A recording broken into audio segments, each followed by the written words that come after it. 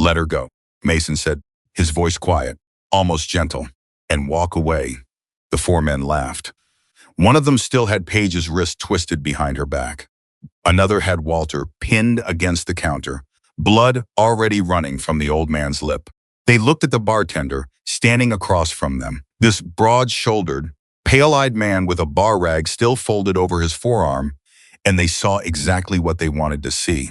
Nobody. A porn smile nobody who'd learned his place a long time ago. They had no idea what was about to walk back into that room. If this story hits you the way it hits everyone who hears it, do us a favor, subscribe to the channel, follow along all the way to the end, and drop a comment telling us what city you're watching from. I want to see how far this story travels. The Copper Lantern Roadhouse sat off Route 66 like something the highway had set down and forgotten to pick up again. It didn't advertise. It didn't need to. 37 years of word of mouth had carried its reputation across 3 counties: strong coffee, honest burgers, no questions asked. Walter Grady had built that reputation one customer at a time, and he'd protected it through 2 droughts, a flood, and a recession that had shut down every competitor within 40 miles. Walter was 64 years old.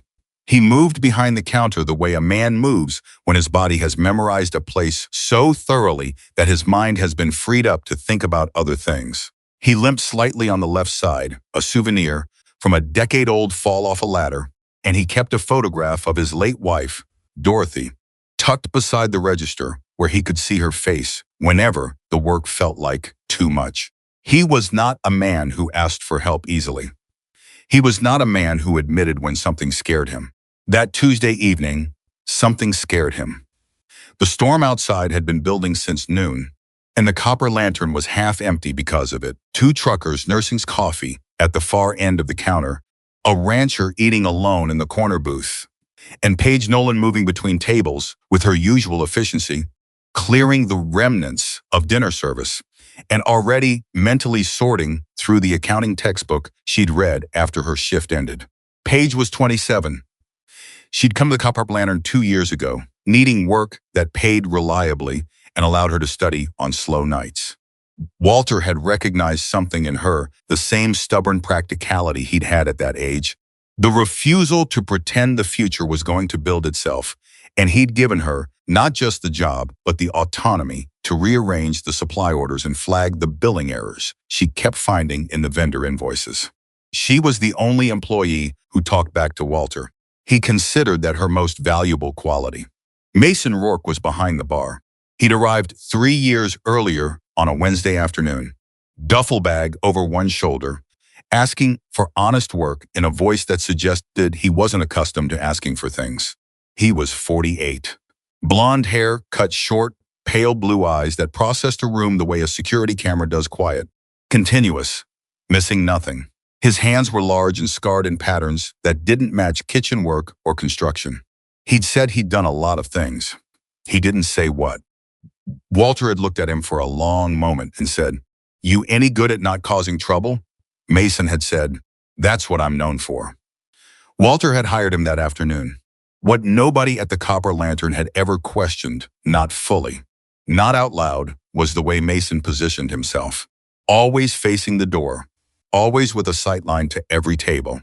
When strangers walked in, his eyes moved to them before the bell above the door finished its ring. He clocked posture, hands the way a person's weight shifted. He did it the way most people breathe automatically, without thought, as if his nervous system had been rewired somewhere along the way to treat every entrance as a possibility. Paige had noticed it once, early on, and asked Walter about it. Walter had shrugged and said, "Some men have had a harder time of it than others. Long as he's good to the customers, it's none of my business." Paige had accepted that, and Mason had been good to the customers, extraordinarily good. He remembered every regular's usual order by the 3rd visit. He knew which truckers wanted company and which ones needed silence. He'd talked a crying 19-year-old out of driving drunk on a February night, sitting with him for 2 hours until the boy's father arrived. He'd fixed the rotator on Walter's walk-in cooler using parts he ordered himself and installed on his day off. He had never once mentioned where he'd come from. The four men walked in at 8:17. Mason saw them before the door finished opening. He saw it in the first half second, the way they arranged themselves without discussing it, spread just wide enough to cover sightlines, one man drifting right while the leader came straight ahead. He saw it in the way the leader's eyes swept the room, not the way a hungry man surveys a restaurant, but a man surveys a property he's already decided belongs to him. He set the glass he'd been polishing on the counter, carefully, without sound. The leader was named Grant Sutter, though Mason wouldn't learn that for another 15 minutes. He was mid-40s, well-built, wearing clothes expensive enough to announce money without being flashy enough to invite attention. The kind of man who'd learned that the most effective intimidation wore a reasonable face until the door closed behind it. Sutter walked to the counter and sat down without being invited. "Evening," he said. Mason looked at him. "Evening. What can I get you?" "Information," Sutter said. Then a conversation with the owner. "I can get you coffee." Sutter smiled. It didn't reach anything behind his eyes. "Coffee." "Sure. Why not?" Mason poured. He watched the three other men without appearing to watch them. One had moved toward the back corner, casually cutting off that exit route. Another had positioned himself near the front door. The third was examining the Roadhouse with the careful attention of someone inventorying assets. Walter came out of the kitchen, still wiping his hands on a dish towel, and stopped when he saw the men. Sutter turned on his stool and smiled again, that same carefully manufactured pleasantness, and extended a hand. "Walter Grady. I've been wanting to introduce myself. My name is Sutter. I represent a regional security operation. We provide protection services to local businesses." Walter looked at the hand and didn't take it. "We're not interested. I haven't told you the price yet." "Still not interested." Sutter nodded slowly, as if Walter had said something mildly amusing. "I appreciate the confidence." "I do. But I want to make sure you understand the nature of what I'm offering. This stretch of highway has been experiencing some problems lately. Vandalism, theft, a couple of fires, purely coincidental, I'm sure. But the pattern does seem to favor businesses that don't have adequate protection in place." Walter's jaw tightened. "You need to leave." "Mr. Grady?" I said, "Leave?" The pleasantness drained from Sutter's face the way water drains from a glass someone has quietly tilted. He didn't stand up. He didn't raise his voice. He simply looked at Walter with an expression that said the conversation had just shifted into a different register entirely. $4,000 a month, he said.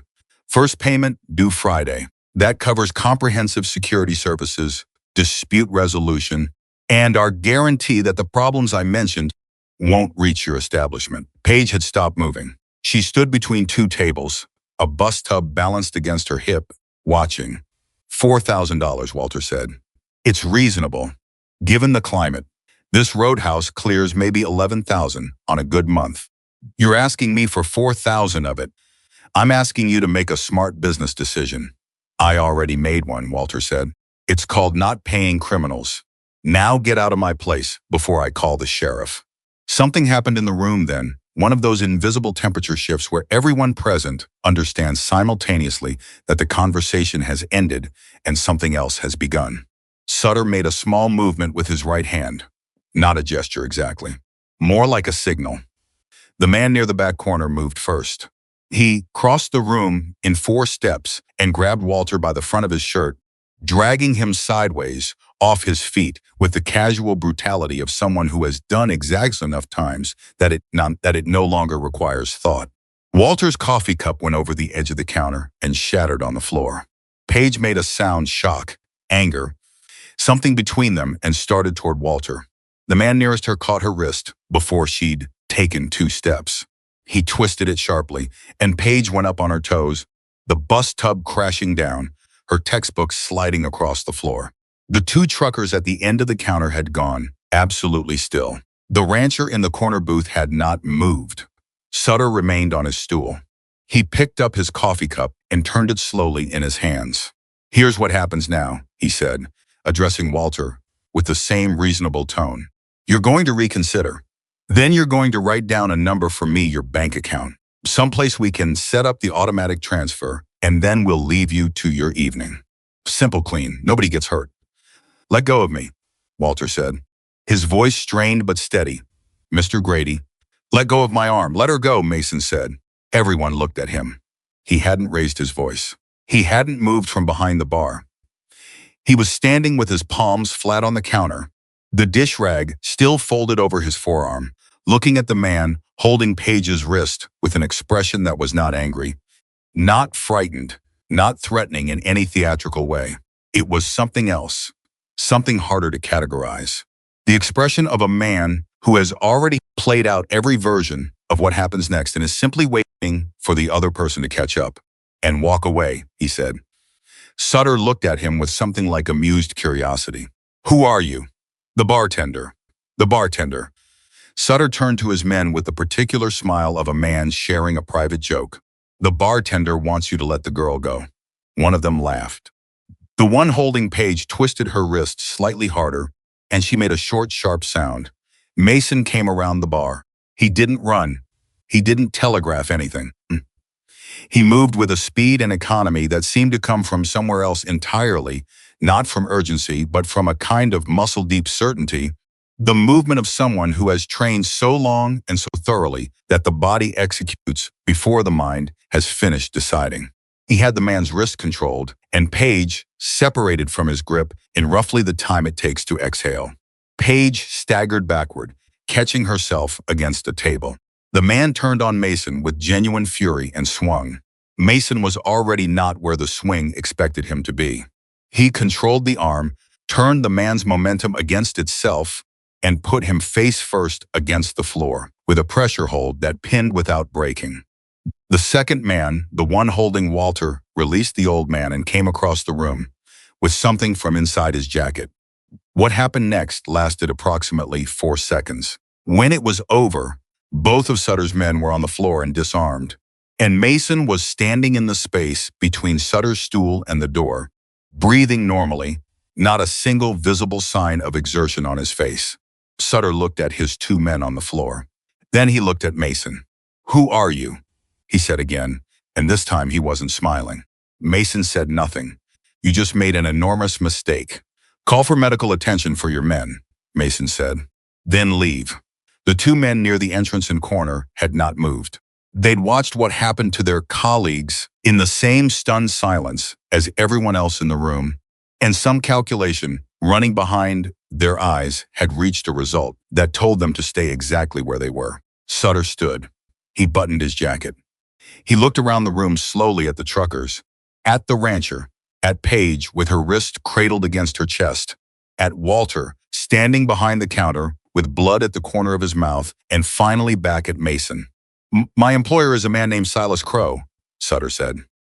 "When I tell him what happened here tonight, he's going to want to have a different kind of conversation. You understand what I'm telling you?" Mason held his gaze. "I understand. He's not going to send 4 people. I know. You should think about that." "I'm thinking about it right now," Mason said. "Leave." Sutter left. His 2 men followed him, one limping badly. The other 2 held the door. When the sound of their vehicles disappeared into the storm, the copper lantern held a silence so complete that the rain against the roof sounded loud. Paige exhaled. Her hands were shaking. Walter sat down heavily on a stool and touched the blood at his mouth. "Mason," he said. "What in the—" "I'll call it in," Mason said. He was already dialing. "Don't clean up anything yet. Police will want to see the damage." "Mason." He looked at Walter. "What was that?" Mason held the phone to his ear and looked at the door where Sutter had walked out. His face was unreadable. "I'll explain when you're not bleeding," he said. The county sheriff arrived 41 minutes later. His name was Russ Alderman, and he'd held the job for 11 years, long enough to know Route 66 businesses the way a doctor knows regular patients, well enough to notice when something had changed in a person's face. He took statements from everyone present. He photographed the damage. He wrote everything down. What he did not do was look particularly surprised. That was the thing Mason noticed. He stood behind the counter while Alderman moved through the room, watching the sheriff's body language the way he watched everything quietly, thoroughly cataloging. Alderman asked questions, but not the right questions. He recorded the incident. But when Mason mentioned Silas Crow by name, Alderman wrote it down without any visible reaction. No flinch, no recognition, no sharpening of attention. Either the sheriff had never heard of Silas Crow, which Mason doubted given what four armed men had just attempted in the open at a staffed restaurant, or he had heard the name and had already decided what his response to it was going to be. Mason filed that observation carefully and said nothing. After Alderman left, Paige sat at the counter with an ice pack on her wrist and her accounting textbook open in front of her, though she hadn't turned a page in 40 minutes. Walter was in his office, ostensibly managing paperwork, actually sitting with the lights dim and Dorothy's photograph in his hands. Mason washed the glasses. Mason, Paige said without looking up from the book she wasn't reading. Yeah, those men knew exactly how much Walter makes in a month. He stopped washing. 4,000 out of 11,000, she said. That's not a guess. That's research. She finally looked up. Someone gave them his numbers. Mason set down the glass. I've been looking at the vendor invoices, she said. I told you 2 months ago that some of them didn't line up. Small discrepancies. The kind you could miss if you weren't looking for them. I remember. I went further back tonight, while you were talking to the sheriff. She turned the textbook toward him. It wasn't the textbook.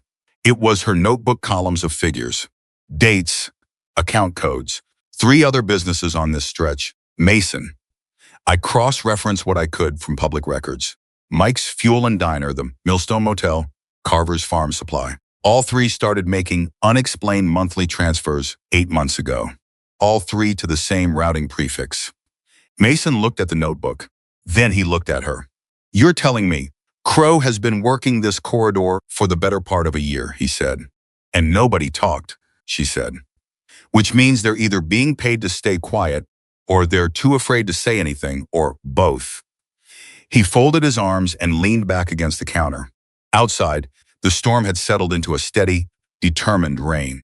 The roadhouse felt very small suddenly, and the dark outside the windows felt very large.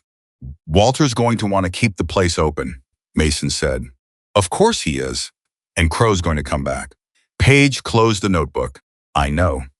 She looked at him with the particular directness she applied to everything ledgers. Conversations, problems that didn't have clean solution. So what do we do, Mason? Looked at the door. The storm pressed against it. The darkness pressed against the windows. Somewhere out there on the wet blacktop of Route 66, Grant Sutter was making a phone call to a man named Silas Crow, and that call was going to set something in motion that wouldn't stop easily. Mason thought about what he knew. He thought about what Paige had found. He thought about the sheriff's face when he'd written down a name and not flinched. He thought about 23 years he'd spent learning exactly how men like Crow operated the machinery of it, the pressure points, the places where that kind of power was actually brittle. He thought about the life he'd walked away from 6 years ago. The reasons he'd left, the promise he'd made to himself on the morning he'd ridden out of the chapter house for the last time, that he was done being the man who knew how to fight that kind of war. He thought about Walter's photograph of Dorothy. He thought about Paige's shaking hands. I don't know yet, he said. But he did know. He had known from the moment Sutter said the name Crow. He had known from the moment he'd seen the positioning of those 4 men, the professionalism of it, the practiced ease of people who did this regularly in places where nothing pushed back. Something was going to have to push back. He just hadn't decided yet what it was going to cost him. Walter came out of his office at midnight. He looked older than he'd looked at 8 o'clock, and his lip had swollen, and he moved with a care that suggested his ribs were complaining more than he was willing to admit. He stood in the doorway between the kitchen and the counter and looked at Mason. I've been running this place since I was 27 years old, Walter said. Mason waited. Dorothy and we had this dream of retiring somewhere with a porch and no alarm clock. He paused. She didn't make it to that part. So now the plan is just keep the place going. Keep it what it was supposed to be. He looked around the room. At the overturned tables they'd righted, the swept-up glass, the door that sat slightly wrong in its frame where one of Sutter's men had slammed it. "I've never paid a criminal a cent in my life." "I'm not starting now, Walter," Mason said. "I know what you're going to say." "I'm not sure you do." Walter looked at him. Something in Mason's tone had shifted a register lower, carrying more weight. "I need to tell you something," Mason said, "about who I am, who I was." Walter pulled a stool from behind the counter and sat down. He folded his hands in his lap, the way he folded them when he was preparing to give someone his full and undivided attention, which was the thing he was best at giving. "I got time," Walter said. Mason looked at the door one more time, then he began. Walter didn't move while Mason talked. He sat exactly the way he'd sat when he first pulled the stool out, hands folded, back straight, the kind of stillness that comes not from calm but from the deliberate suppression of every reaction until the full picture is on the table. Mason had seen that quality in him before, in smaller moments. A vendor dispute, a difficult customer, the time a pipe burst in the kitchen at 5 in the morning and Walter had stood in 2 inches of cold water, making decisions without raising his voice. But this was different. Mason spoke for a long time. He didn't soften it. He didn't frame it. He started at the beginning, 23 years old, newly discharged from the Marines, carrying a particular set of skills and no clear idea of what peacetime was supposed to feel like for someone built the way he was built. He talked about the first chapter house, about Forge Elias Brennan, chapter president, a man 11 years older than Mason, who had a quality of absolute alertness that Mason had been searching for without knowing it and recognized the moment he found it. He talked about the years of writing, the brotherhood of it, the real version, not the television version, not the legend, but the specific weight of belonging to people who would answer the phone at 3 in the morning without asking why first. He talked about what else came with it, the parts he hadn't chosen but had accommodated, the lines he'd held and the ones he hadn't, the way a life builds itself around you, incrementally, until one day you look up and realize the structure you're inside is not the one you would have designed. He talked about Danny Howell. That was the part where Walter's expression shifted. Danny had been Mason's closest friend in the club, 28 years old, built like a defensive lineman, laughed at everything, including things that weren't funny, because he'd discovered early that laughter was the best available tool against a world that was frequently determined to be hard. He'd ridden beside Mason for 9 years. He'd been at Mason's side at every major event, every conflict, every moment that required exactly the kind of person Danny was. He died in a confrontation that Mason believed, with the certainty of a man who has examined every angle of a thing for years afterward, should never have happened. It had been territorial. It had been ego on both sides, dressed up as principle. And Danny had died for it at 37 years old, leaving behind a daughter in Tulsa and a mother in her 70s who still, as far as Mason knew, kept his photograph on her kitchen counter. After Danny, Mason said, "I rode for another 8 months. Then I stopped." Walter said, "How?" "I went to Forge. I told him I was done. I told him why." Mason paused. He understood. That's the truth of it. Men like Forge, the real ones, they don't hold people in against their will.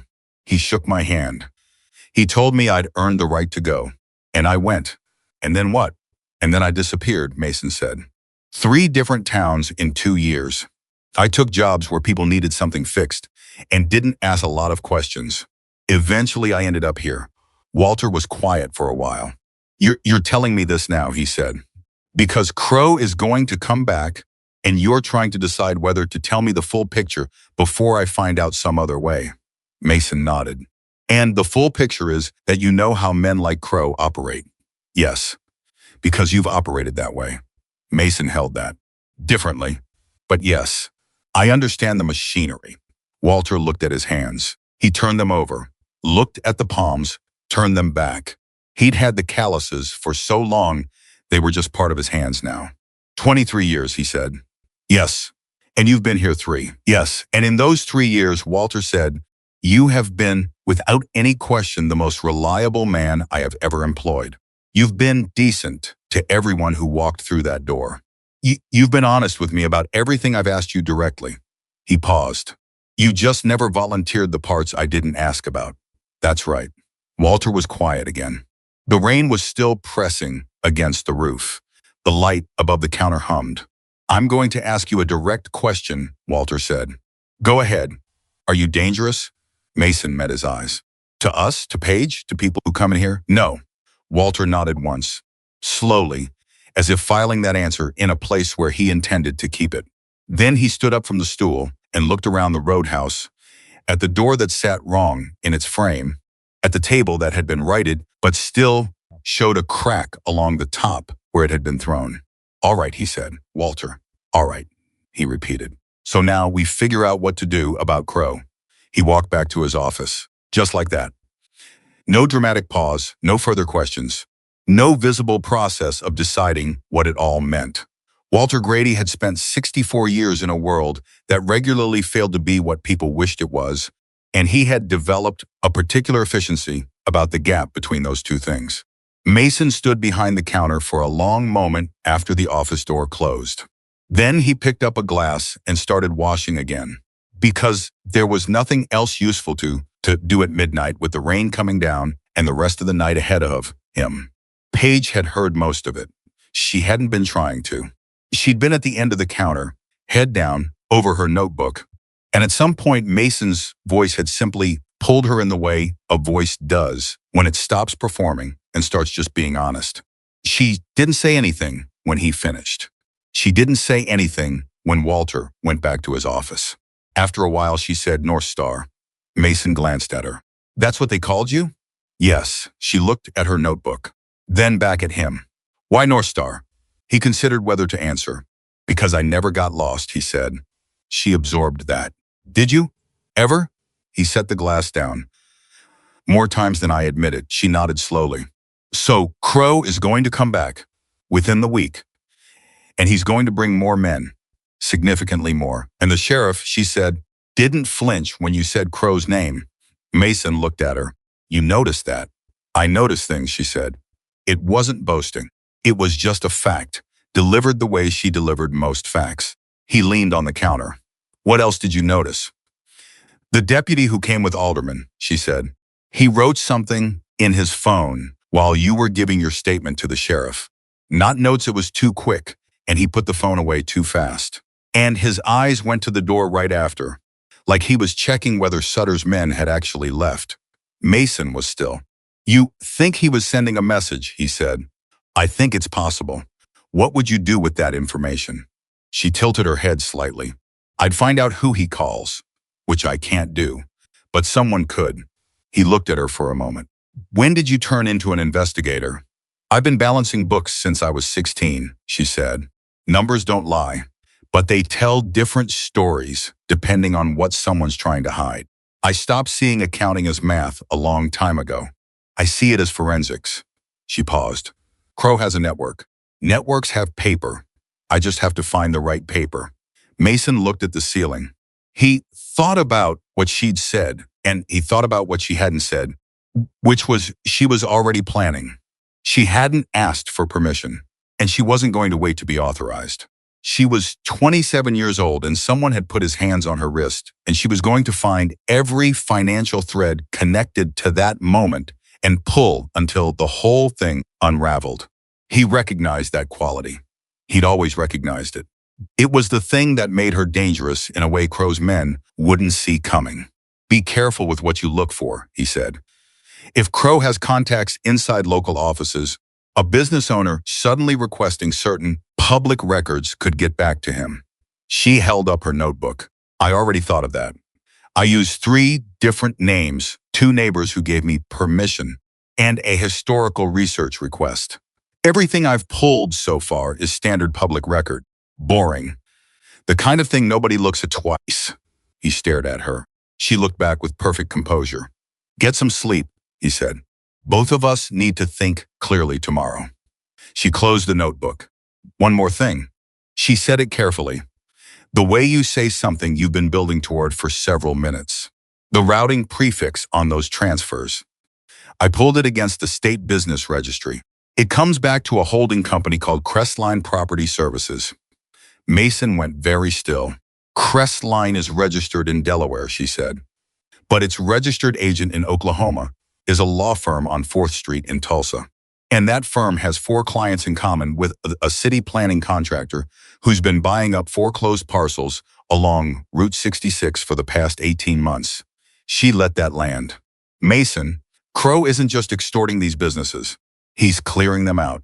Whatever doesn't pay and comply eventually fails, gets bought up for nothing, and folds into a land portfolio.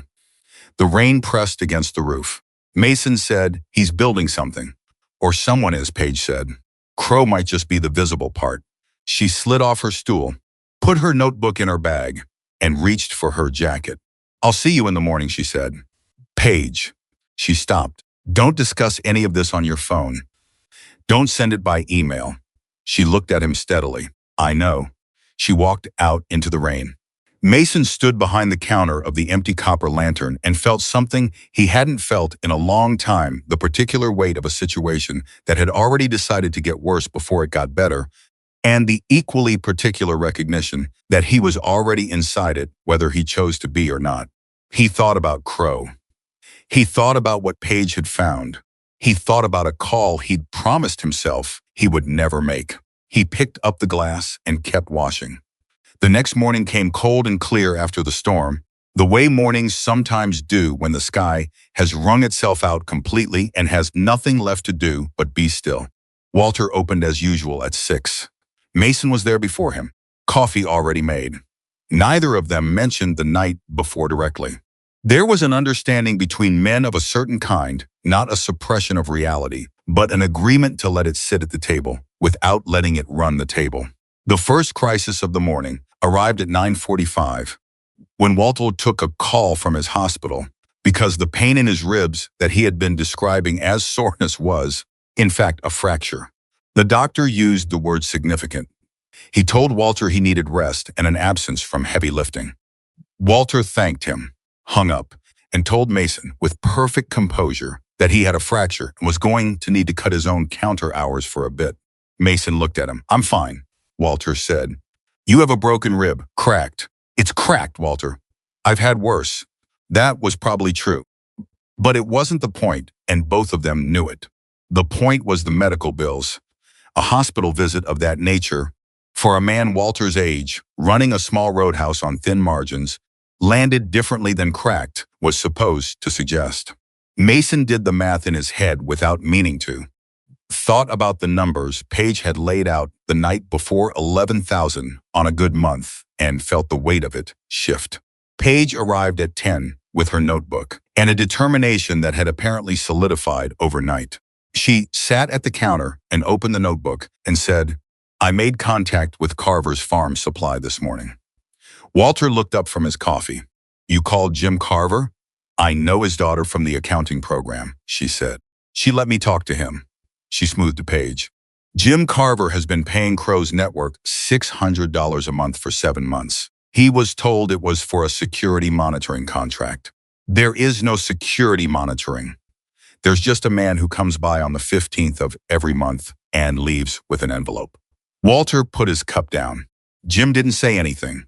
He's terrified, she said simply. He's got a 30-year operation and 2 sons who work it and a loan balance that he can't service if anything goes wrong. The man who collects the envelope told him that the previous owner of a diner in Haskell County had decided not to cooperate and that the diner had burned down 6 weeks later. The kitchen was quiet. Is that verifiable? Mason said. The fire is. It's in the county records as an electrical fault. The insurance company paid. But the owner sold the property 3 weeks after the payout for 60 cents on the dollar to a buyer through, she looked at her notebook, Crestline Property Services. Walter said, very quietly, son of a gun. There are at least 12 businesses on this corridor making payments, Paige said. Probably more that I haven't found yet. Jim was the only one willing to talk. But he's not willing to go on record. He's too scared. Mason said, what about the others? I have names. I don't have access. She looked at him. But you might. He understood what she meant. It wasn't accusatory. She was simply recognizing that he had a particular kind of credibility with a particular kind of person, the man who had lived inside the kind of life these business owners were being threatened with, understood the pressure from the inside out in. Away, a 27-year-old accounting student did not. If I start making visits, he said, and Crow has eyes on this stretch of highway, which he does, then I'm telling him exactly how much we know. We have to do something before Friday, she said. I know.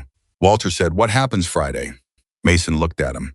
Sutter said the first payment was due Friday. That means Friday is when they come to confirm you've complied or begin the escalation. What does escalation look like? Mason thought about that. He thought about 23 years of knowing exactly what escalation looked like in the hands of men who operated the way Crow operated, methodically, patiently, with a practiced understanding that isolated people folded and connected people didn't, and that the entire architecture of their power rested on keeping everyone alone. It's worse than Tuesday night, he said. Walter nodded. He didn't ask for elaboration. He'd already decided he wasn't paying, and he already understood what that meant. And he was 64 years old, with a cracked rib and a photograph of his dead wife by the register, and he was not going to be moved. That quality in Walter, that absolute, quiet, almost inconvenient stubbornness, was the thing that had made Mason choose this place 3 years ago. He hadn't known it consciously then. He understood it now. At 2 in the afternoon, Mason drove out to Mike's Fuel and Diner. He went alone. He didn't call ahead. He sat at the counter and ordered the daily special and ate it.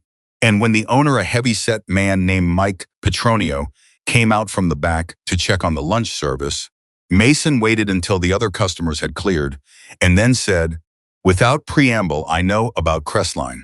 Mike Petronio went pale in a very specific way, not dramatically, not all at once, but the way color drains from a face when the body is routing blood toward the parts of itself that are preparing for an emergency. He sat down across from Mason. Who are you? He said. I work at the Copper Lantern, Walter Grady's place. Mike's eyes changed. I heard something happened there last night. Word moved fast on Route 66. That was the thing about a corridor, it was a spine, and news traveled along it the way sensation travels along a nerve, fast and in both directions. 4 men came in, Mason said. They represent Silas Crow. They made the same offer they made you. Mike said nothing. Walter turned them down, Mason said. They fractured his rib. Mike closed his eyes briefly. They're coming back Friday, Mason said. More men, more pressure. And if they follow the pattern they established with every other business on this stretch, the next step after Friday is making an example. I can't, Mike said. His voice was steady, but the steadiness was the kind that costs something. I've got a wife and 2 employees and a mortgage that won't survive. I know, Mason said. I'm not asking you to stand alone. Mike looked at him. I'm asking you to think about whether the thing you're afraid of is more dangerous than what's already happening, Mason said. Because Crow isn't just collecting payments. He's accumulating property. He's building towards something that ends with this entire corridor under his control. And the businesses that paid and cooperated don't survive that either. They just get consumed more slowly. He let that sit. There are things we can do that don't require you to put your name publicly on anything, he said. Not yet. Financial records, documented payment dates, account numbers on the transfers. Things that go to investigators rather than newspapers. Mike looked at the window. Outside, Route 66 ran past, the way it always had, flat and gray and going somewhere. You said investigators, he said. What investigators? Because the county. Not the county, Mason said. State and federal. Mike turned back to look at him. How do you know they're not in Crow's pocket too? I don't, Mason said. Not for certain. But Crow's power is local. It's built on local relationships, local pressure, local fear. The moment you move outside that geography, you're past the edges of what he can influence directly. You sound like you know a lot about how these operations work. Mason held his gaze. I do, a long pause. All right, Mike said, I'll pull my records. But I need to know, he stopped. Started again. If this goes wrong, if we do all of this and it goes wrong, what happens to us? It was the most honest question any of them could ask. Mason sat with it for a moment, respecting what it actually was, which was not cowardice. It was a man with real things to lose asking for a real answer. I won't promise nothing goes wrong, Mason said. But I'll tell you what I know. Men like Crow depend entirely on isolation. Every person who stops being isolated makes the whole structure weaker. If enough of you stop being alone, the thing he's built doesn't hold. Mike Petronio looked at him for a long time. Then he went to the back and came out with a manila folder. Mason drove back to the Copper Lantern with the folder on the passenger seat. He was already thinking about the next visit, the Millstone Motel, the feed store outside Glenreid, the two small family restaurants Paige had flagged in her records. One conversation at a time, one person at a time. Paige was already doing the same work in numbers. He was doing it in face-to-face rooms that smelled like coffee and fear and 30 years of honest work. That evening, after the dinner service, Mason went to the back of the parking lot where cell reception was better and made the call he had been turning over in his mind since the previous night. It rang 4 times. "Yeah, Forge," Mason said. A pause, 3 seconds, maybe 4, then North Star. Not a question, not surprise. Just recognition, flat and immediate. The way you recognize someone's voice after 6 years of silence when it was a voice you once would have followed into burning buildings. "I didn't want to make this call," Mason said. "I know you didn't. I need to ask something. I know that too." Forge paused. "Tell me where you are." "Oklahoma, Route 66. There's a situation." "There's always a situation when somebody calls after 6 years. This one isn't mine," Mason said. "It's a community. A Roadhouse owner, a kid in an accounting program, 12 businesses that can't stand alone." Silence on the line. Forge was thinking, and Mason knew what his thinking sounded like: dense and lateral, running angles the way a chess player runs the board, several moves ahead. "What do you need?" Forge said. "I don't want a war," Mason said immediately. "I need witnesses. I need physical presence that tells Crow the arithmetic has changed. And I need enough time for the legal case to be built before someone gets seriously hurt." "Presence," Forge said. "Not action, not action. Presence." Another pause. "You know what you're asking me to bring into a situation. I know exactly what I'm asking. And you're sure it's what this needs." Mason looked at the dark beyond the parking lot, at Route 66 stretching away in both directions, carrying all its weight of people trying to get from one place to another without losing everything along the way. "I'm sure," he said. Forge was quiet for a moment. When he spoke, his voice had the quality of a decision that has been made before it's been stated. "Tell me where," Mason told him. He hung up and stood in the parking lot and felt the full consequence of what he had just done settle onto him like something physical. He had spent 6 years building a life out of distance from his history, from the weight of it, from the specific gravity of being North Star rather than Mason. He had tended bar and remembered names and fixed broken things and told himself that the distance was the point. It had taken one Tuesday night, 4 men, a fractured old man, and a 27-year-old with a forensic eye for numbers to show him that the distance was never going to hold forever. He walked back inside. Walter was wiping down the counter. He didn't look up. "You make a call?" Walter said. "Yes." "Someone useful?" Mason sat down on a stool on the customer side of the counter. He almost never did that.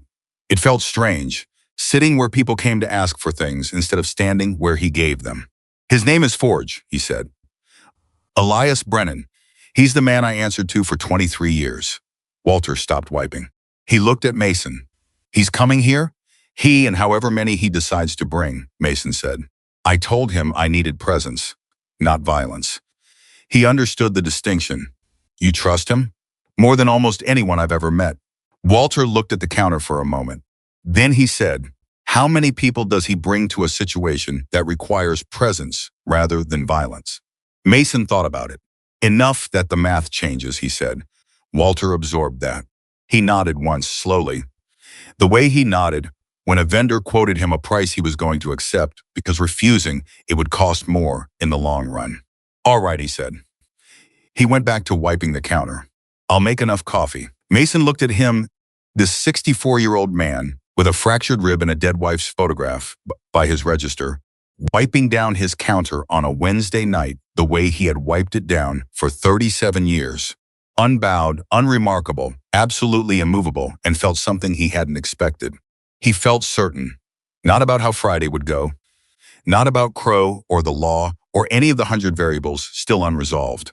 Certain about this place, this man, this counter, this stretch of highway that people crossed, looking for something honest and found it here, in a roadhouse that didn't advertise because it didn't need to. Worth protecting, he thought, whatever it costs. He got up from the stool and went back behind the bar. Thursday arrived the way bad days often do, quietly, without announcement, wearing the face of an ordinary morning until you were already inside it. Mason was at the Copper Lantern by 5:15. He hadn't slept more than 2 hours.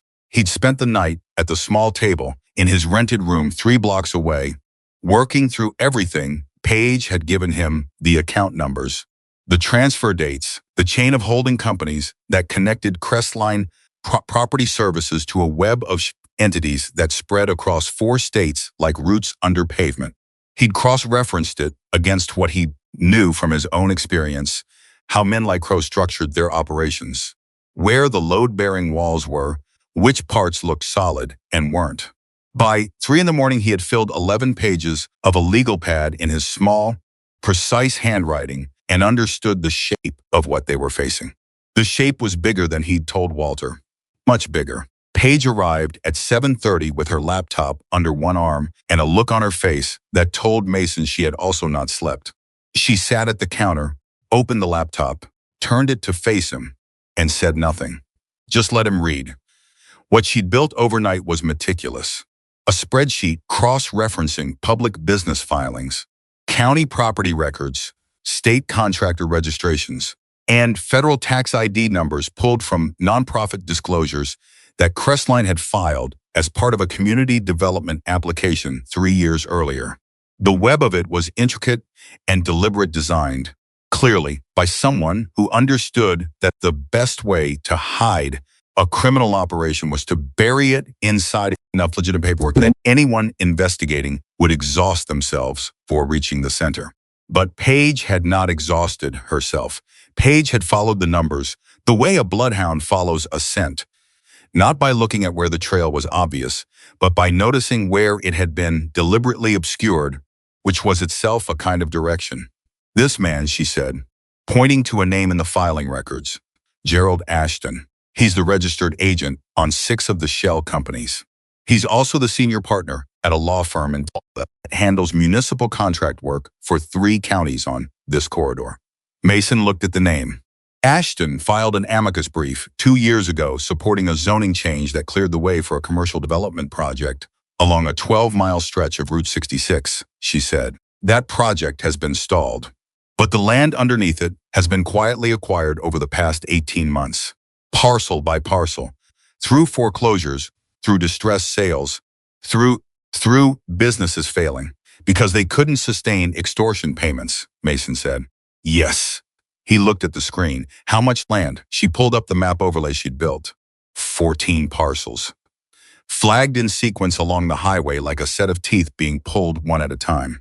The Copper Lantern sits in the middle, she said. It's the last significant independent parcel in the sequence that hasn't been acquired or controlled. The weight of it landed.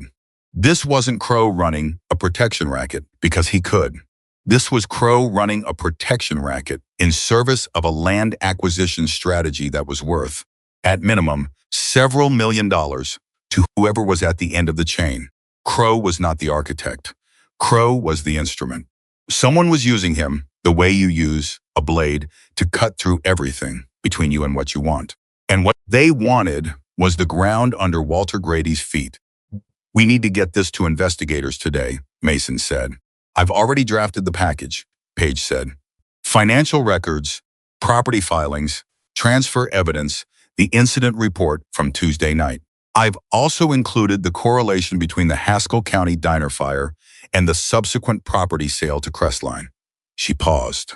But I need a name, someone real, someone outside the county structure. I have a name, Mason said. A state investigator I made contact with last night. She operates out of the organized crime division. I don't know her personally, but I know her record, and it's clean. Paige looked at him. How do you know her record is clean? Because Forge told me. The mention of Forge shifted something in the room's atmosphere, slightly a reminder that the phone call Mason had made the night before had put something in motion that was still traveling toward them. How many? Paige said. He didn't give me a number. She absorbed that. Okay. She turned back to the laptop. I'm going to encrypt the files and send them through a secure transfer to the investigator's official submission portal. That way it's timestamped, documented, and out of our hands before tonight. For tonight, Mason said. Good. She started typing. Walter came out of the kitchen at 8, carrying a coffee tray and moving more carefully than usual, favoring his left side where the fractured rib announced itself with every deep breath. He set the tray on the counter and looked at the two of them. Tell me where we are, he said. Mason told him. All of it, the scale of the land acquisition, Ashton's name, the full picture of what the copper lantern represented in the sequence. He watched Walter's face as he listened and saw the man process it the way he processed everything difficult, without flinching, without retreating, with that absolute forward-facing stillness that was either extraordinary courage or a particular kind of stubbornness so deep it had become indistinguishable from courage. They want my land, Walter said when Mason finished. The land and the location, Mason said. You sit dead center in a 12-mile acquisition. Without this parcel, the development sequence breaks. That's why they're here. That's why they didn't start somewhere easier. Walter was quiet for a moment. Dorothy always said this place was worth more than I knew, he said. Nobody spoke. All right, Walter said. Then what do we do today? The day moved fast and with purpose. Mason spent the morning calling the business owners he'd visited the previous day and two new ones Paige had identified overnight. He spoke quietly, specifically, and without pressure. He told each person the same things, what he now knew about the scope of what Crow was doing, what had already been sent to investigators, what was going to happen Friday night, and what he needed from them, not physical presence, not confrontation, but written statements and documented records that corroborated what Paige had built. By noon, he had 4 additional responses. Jim Carver called back and said he'd talked to his sons and they'd made a decision as a family and he would provide a written statement. His voice was shaking slightly and steady at the same time, the way a man's voice gets when he's frightened and has decided to do the thing he's frightened of anyway. Mike Petronio called and said 2 of his regular customers were small business owners in Glenreid. He hadn't mentioned because he hadn't thought of them, but both had been approached in the past 6 months, and he thought they'd talk to Mason. By 2 o'clock, Mason had spoken to 9 business owners. 7 were willing to provide documentation. 2 were not, and he respected that without argument because he understood what real fear cost real people with real things to lose. Paige confirmed that the secure submission to the state investigator had gone through at 11:43 and been acknowledged at 12:17. At 12:18, Mason's phone rang.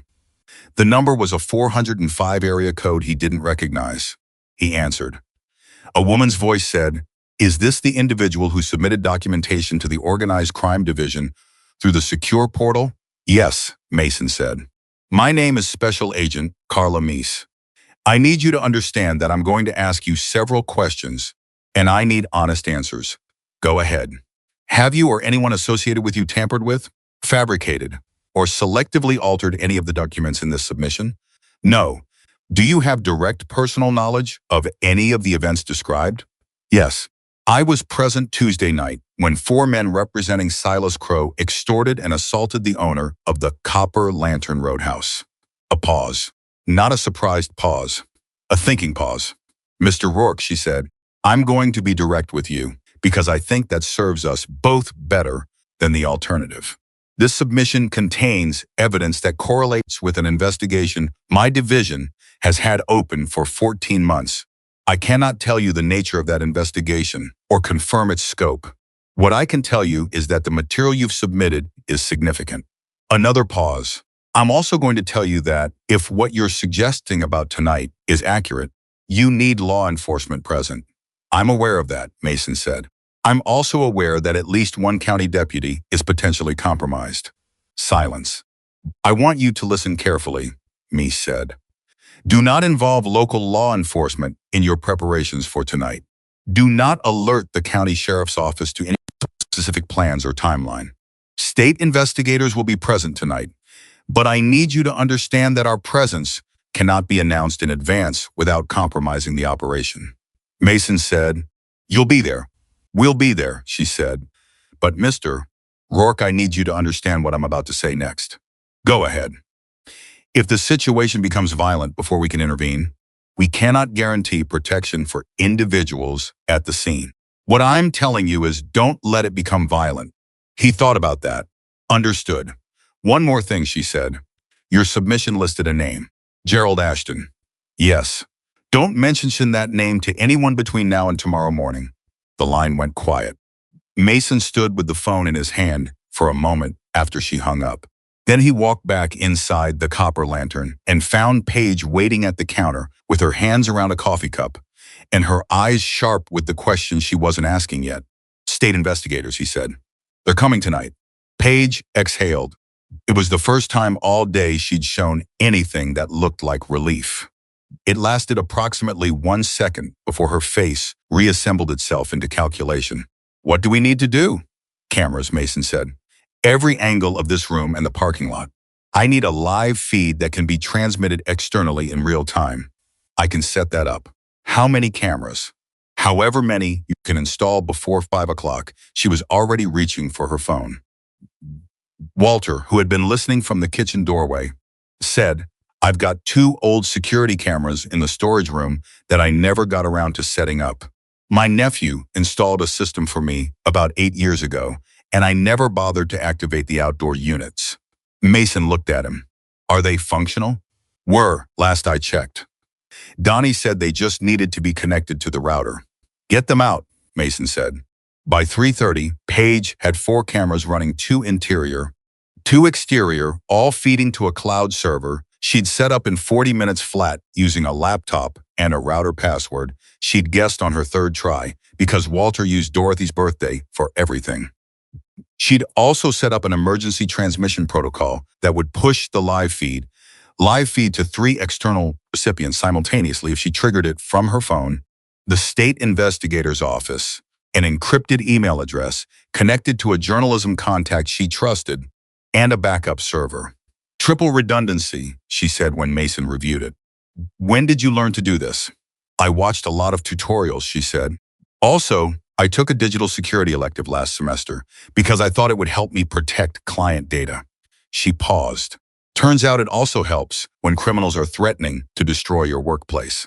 Mason almost smiled. At 4 o'clock, business owners began arriving. Not all of them, not even most of them, but 7 of the 9 who had agreed to participate showed up the copper lantern on a Thursday afternoon without being asked directly to come in person.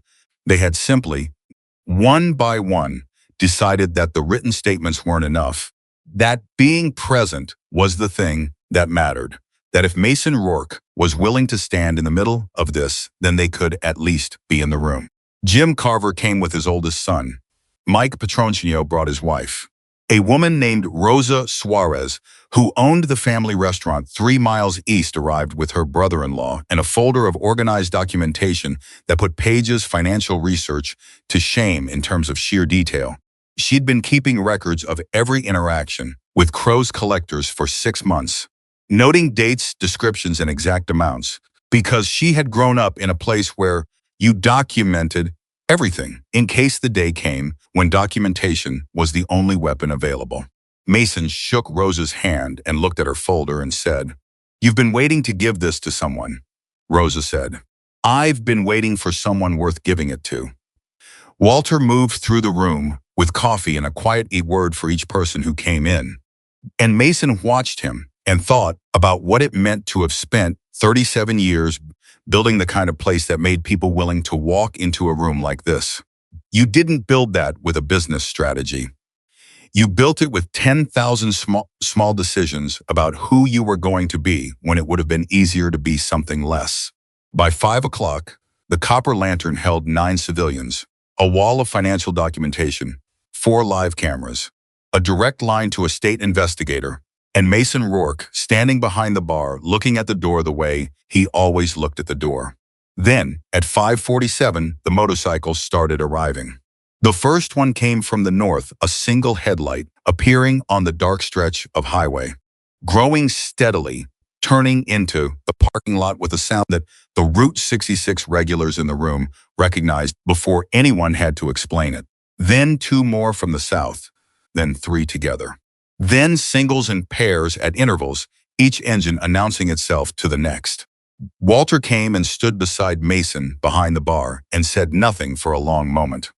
Inside the Roadhouse, the people who hadn't known this was coming looked at each other, and then they looked at Mason, and he stayed exactly where he was, hands on the counter, posture calm, giving nothing away, because the moment he showed uncertainty was the moment the room would fracture. The engines cut one by one, silence, then the door opened. Elias Brennan was 61 years old, and he walked into the Copper Lantern the way he'd walked into every room Mason had ever seen him enter, like the room had been waiting for him specifically and had arranged itself accordingly. He was broad across the shoulders, gray in the beard, with the kind of physical presence that isn't about size but about the total absence of self-consciousness. He'd stopped needing to prove anything to anyone somewhere around his 40th birthday and had never looked back. He looked at the room. He looked at the people. He looked at Walter, at Paige, at the cameras Paige had installed. He took it all in with the systematic thoroughness of a man who'd been preparing for difficult situations since before most of the people in the room were born. Then he looked at Mason. Something passed between them that was not a word and not a look exactly. It was the specific communication of two people who have spent years in genuine proximity to each other's worst moments and best ones and have never needed to pretend either set didn't exist. Forge crossed the room and embraced him. North Star, he said. Mason felt every person in the room hear that name and recalibrate. He felt Paige hear it. He felt Walter hear it. He felt the room's understanding of who Mason Rourke actually was shift in real time, like watching a photograph develop. When Forge stepped back, his expression was exactly what Mason had needed it to be: steady, clear-eyed, and completely without drama. 18 riders, Forge said quietly. I kept it small. You said presence, not force. That's right. Some of them rode all night. I'll thank them later, Forge said. Walk me through what happens tonight. Mason walked him through it: Crow's timeline, the expected arrival, the state investigators, the cameras, the documentation, the specific instruction from Mies about not initiating violence under any circumstances. Forge listened without interrupting, the way he always listened, absorbing everything before responding to any of it. When Mason finished, Forge said, and Crow thinks he's coming to collect from an isolated Roadhouse owner with a cracked rib. Yes, because he doesn't know about any of this. He knows about Tuesday night. He knows his men got dropped, but he doesn't know about the investigators or the documentation. Or, Mason paused. He doesn't know about you. Forge looked around the room again, at the business owners with their folders, at Paige with her laptop open and her emergency transmission button 3 taps away, at Walter Grady standing behind his counter on a Thursday night with a fractured rib and no intention whatsoever of moving. All right, Forge said. How do you want my people positioned? Outside, Mason said. In the parking lot. Visible but not aggressive. The moment Crow's convoy sees them, the math changes. I need that math to change before anyone gets out of a vehicle. Forge nodded. And if it escalates past math? Mason met his eyes. We protect the people in this room. Only as much force as necessary. Nothing that gives Crow's lawyers a counter-narrative. You've thought about this. I've thought about almost nothing else for 48 hours.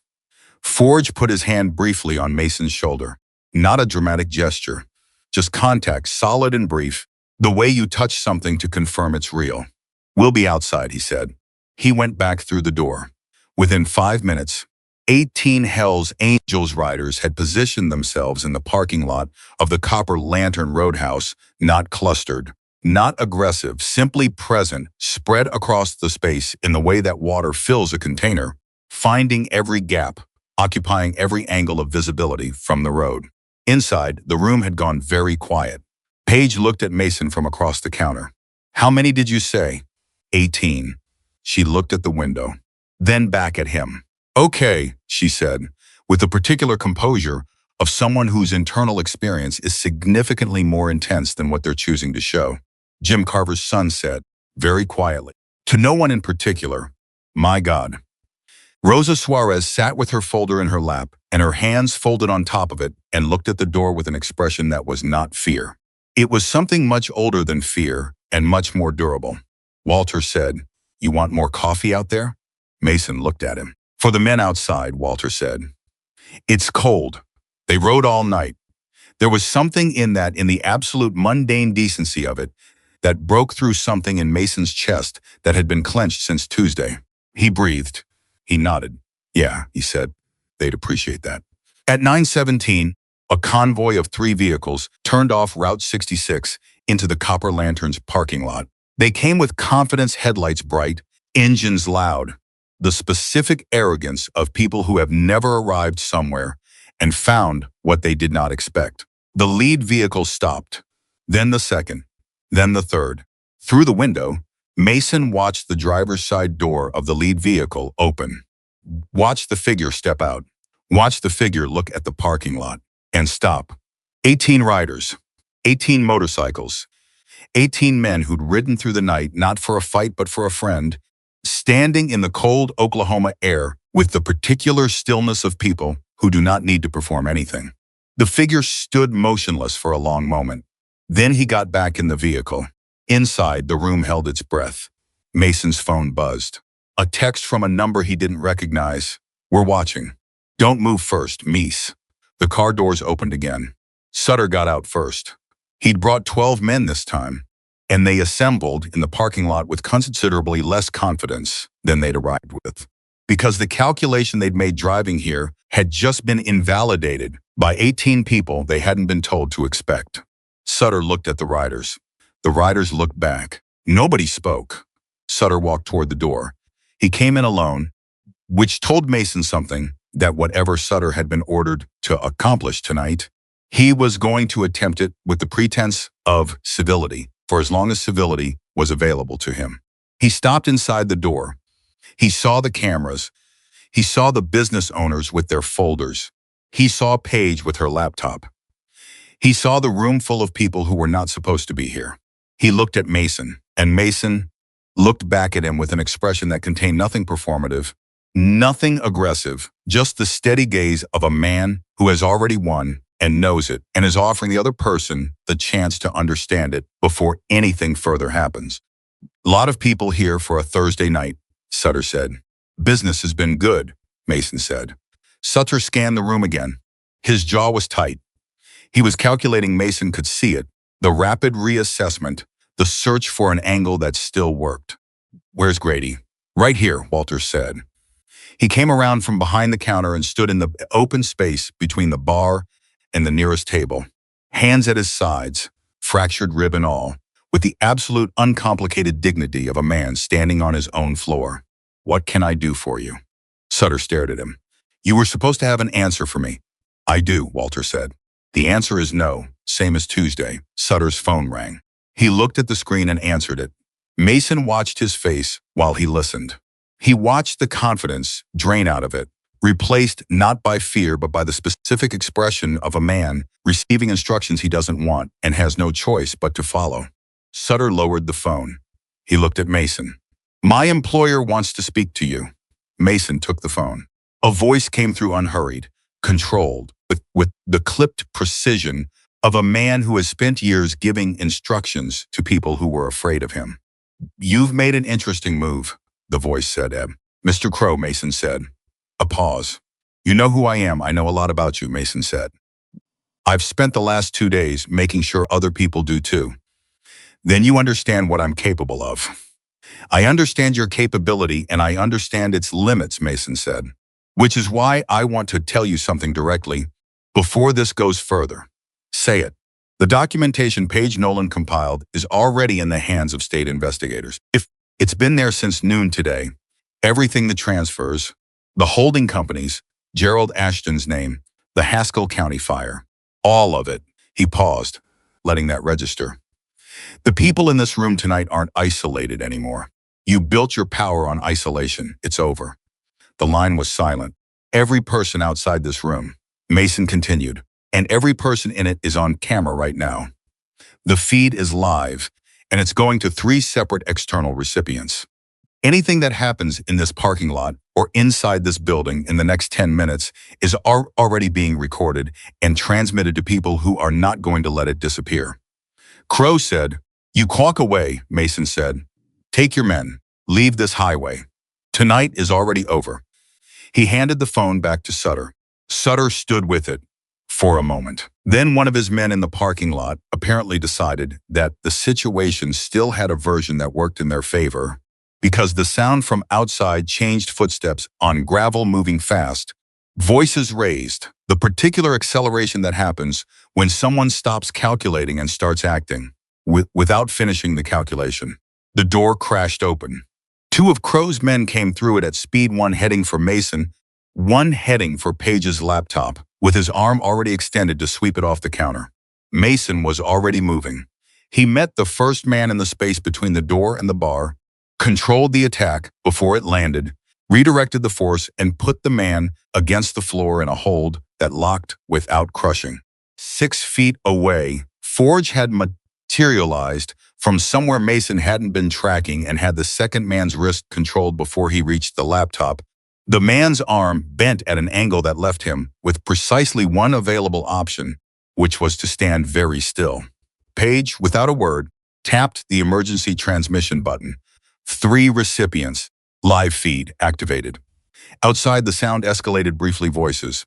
The sound of someone hitting the gravel, then nothing. The Hell's Angels hadn't thrown a punch. They didn't need to. 18 men who know exactly what they're doing, occupy space in a way that makes the physics of a situation very clear to everyone present. 3 of Crow's men ran. The other 9 stood where they were. The deputy arrived 4 minutes later. He came alone, County Deputy Harlan Briggs, the same man who'd been at the scene on Tuesday, the one Page had watched text something fast and put his phone away. He came through the door with his hand already moving toward Mason, with the specific body language of a man who has decided in advance what his narrative is going to be. "Hands," Briggs said. Mason roared. "Hands where I can see them."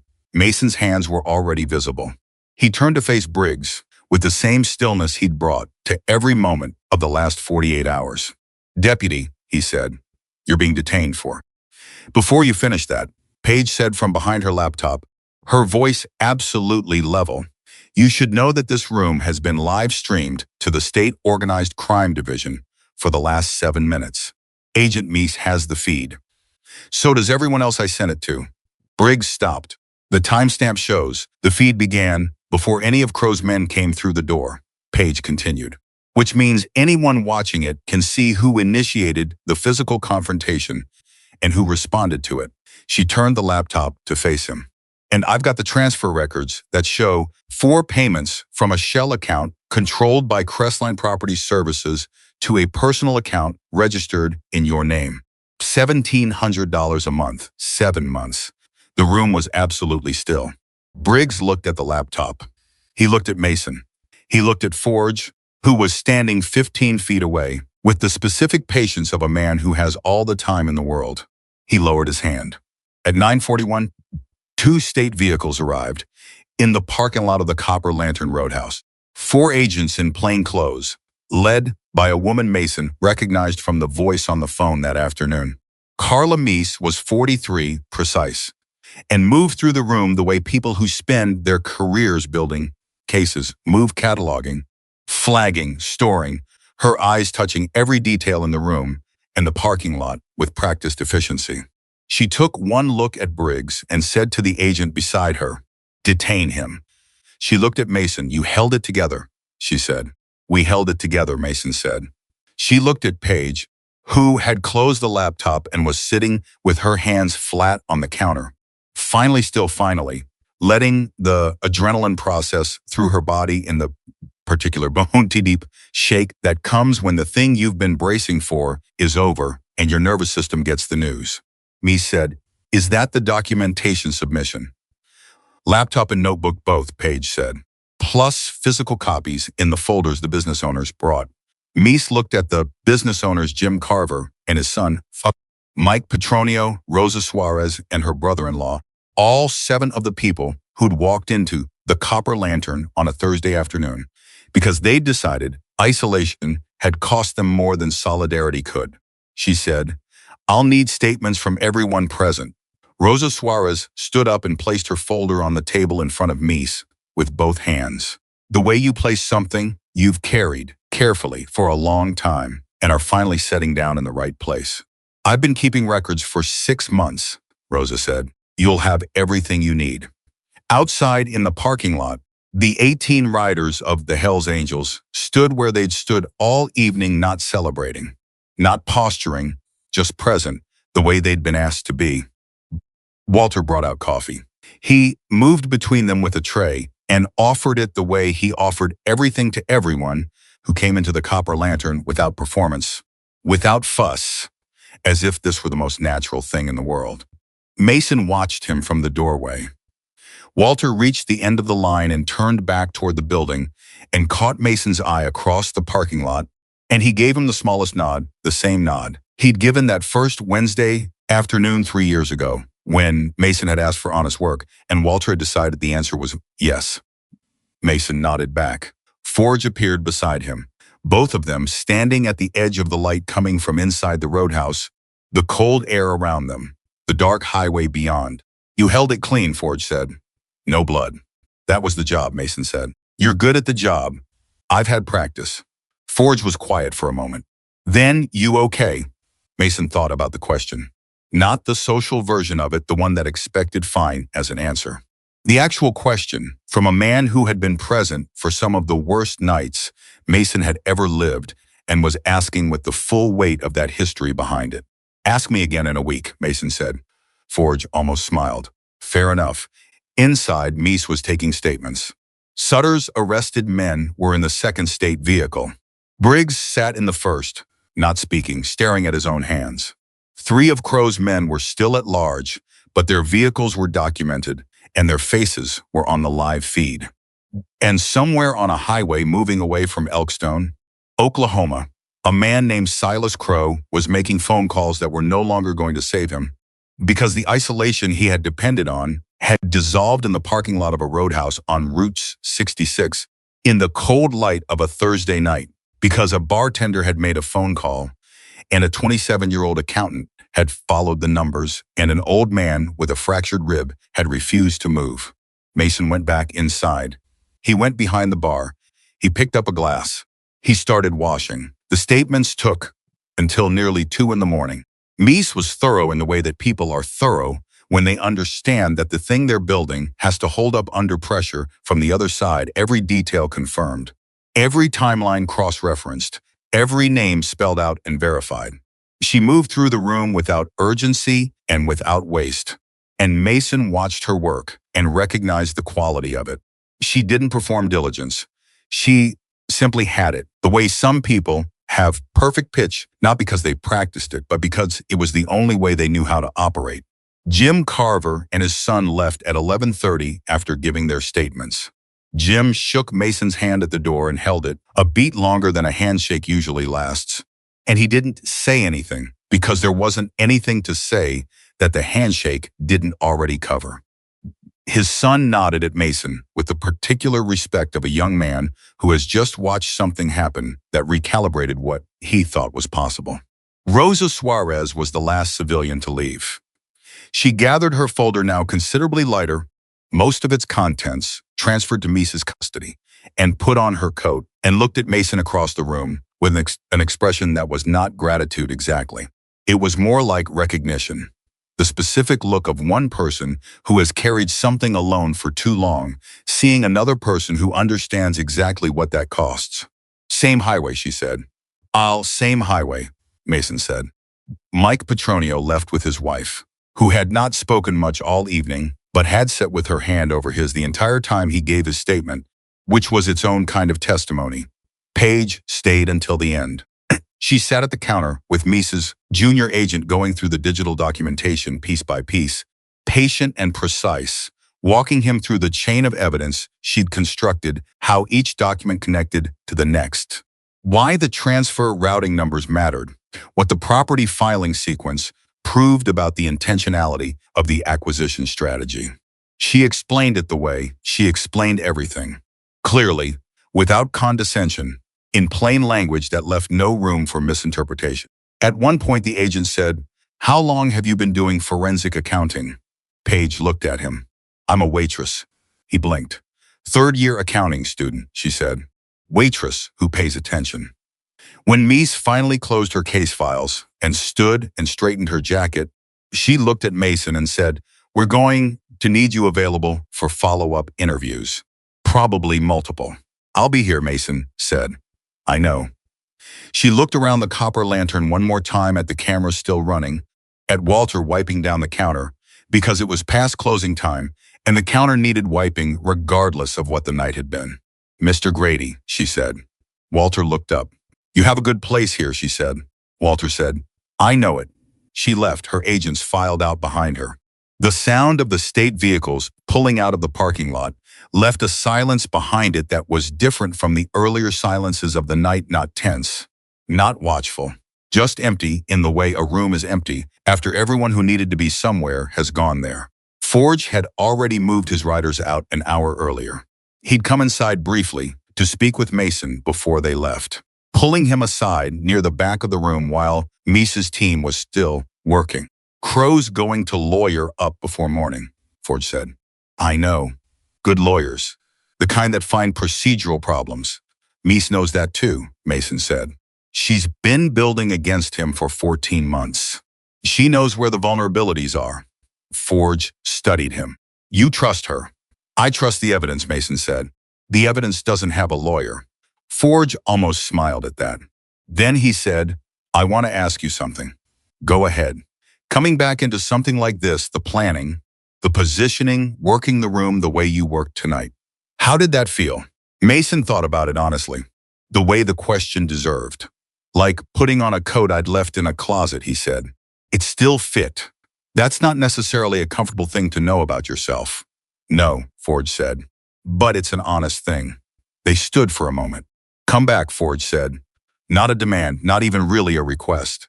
It was the kind of thing you say when you've already accepted the answer but feel the obligation to speak the offer aloud one more time." Mason shook his head slowly. "This is where I am," he said. Forge nodded. He put his hand on Mason's shoulder briefly. The same gesture as before, solid, brief, confirmation of something real. Then he walked out the door, and the sound of 18 motorcycles starting up in sequence filled the parking lot and the highway beyond it, and then descended in the direction of north, carrying with them the weight of a history that had ridden all night to be present and was now riding away again. Mason stood at the door and listened until the sound was gone. Then he went back to the bar. The morning after was a Friday, and it arrived with the particular clarity that follows a night that has changed something permanently. The sky was cold and specific. The copper lantern opened at 6, the way it always opened at 6, because Walter Grady was not a man who altered his schedule for circumstances, even circumstances that had included 12 armed men in his parking lot the night before. Mason was there.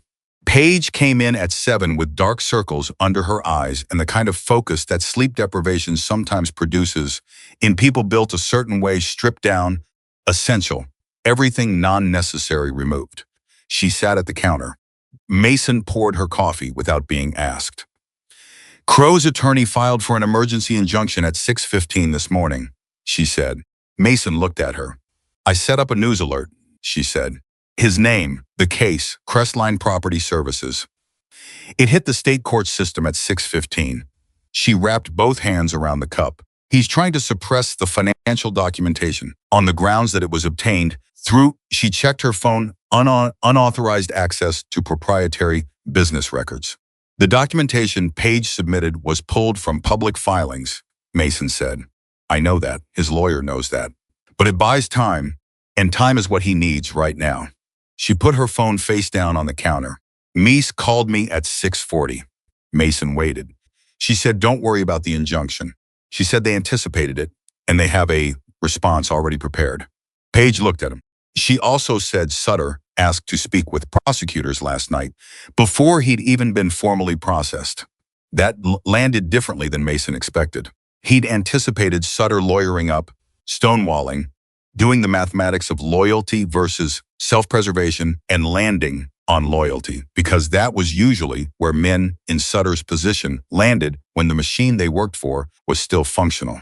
The fact that he hadn't meant the machine had already communicated something to him, that the protection he'd been counting on was not coming. Crow cut him loose, Mason said. That's what it sounds like, Paige said. Meese didn't say it directly, but the implication was clear. Mason thought about Sutter, the cold competence of him, the manufactured pleasantness, the way he'd sat on the bar stool 2 nights ago like a man who had never once considered the possibility that the room might not behave the way rooms were supposed to behave when he was in them. He thought about what it meant to have built your entire sense of security on someone else's power, and then have that person decide in the critical moment that your usefulness had expired. He almost felt something for Sutter. Not sympathy exactly. Recognition. He'll cooperate, Mason said. That's what Meese thinks. The morning service came and went.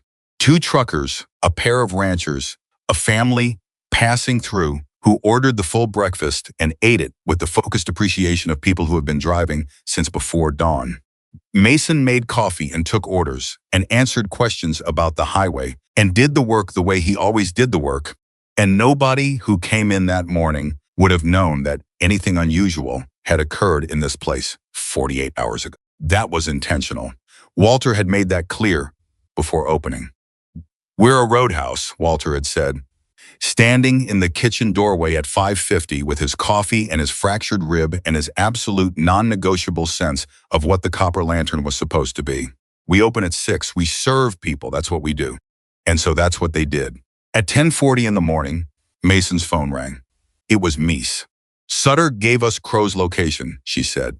"We have a warrant. We're moving on it now." Mason said, "Where?" "Private warehouse outside Tulsa.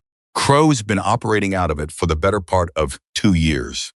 Sutter says the financial operation is run from there, the shell company administration, the collection records, the communication logs." "Gerald Ashton?" A pause. "Ashton's attorney contacted our office voluntarily at 8 this morning. He's been in conversation with us since 9. I can't give you details, but the direction of that conversation is significant." Mason stood behind the bar and looked at the window and thought about what it meant when a man's lawyer started talking to investigators voluntarily. It meant the lawyer had run the math and concluded that his client's best available position was ahead of the story rather than behind it. It meant Ashton understood that Crow was going to be the focal point and was calculating how much distance he could establish before the focal point collapsed completely. It meant the center was falling. "Is it enough?" Mason said. "What Sutter gave us combined with your documentation and Paige's financial reconstruction." Meese paused. "Yes, it's enough." She hung up. Mason set the phone on the counter. He looked at Paige, who had been watching his face throughout the call, with the controlled attention of someone reading a weather system. "They got him," Mason said. Paige closed her eyes for exactly 2 seconds. Then she opened them and picked up her coffee cup and took a long, steady sip, and when she set it down, she looked at Mason with an expression that had something in it he hadn't seen before. Not relief, not triumph, but a kind of quiet fury finally set down.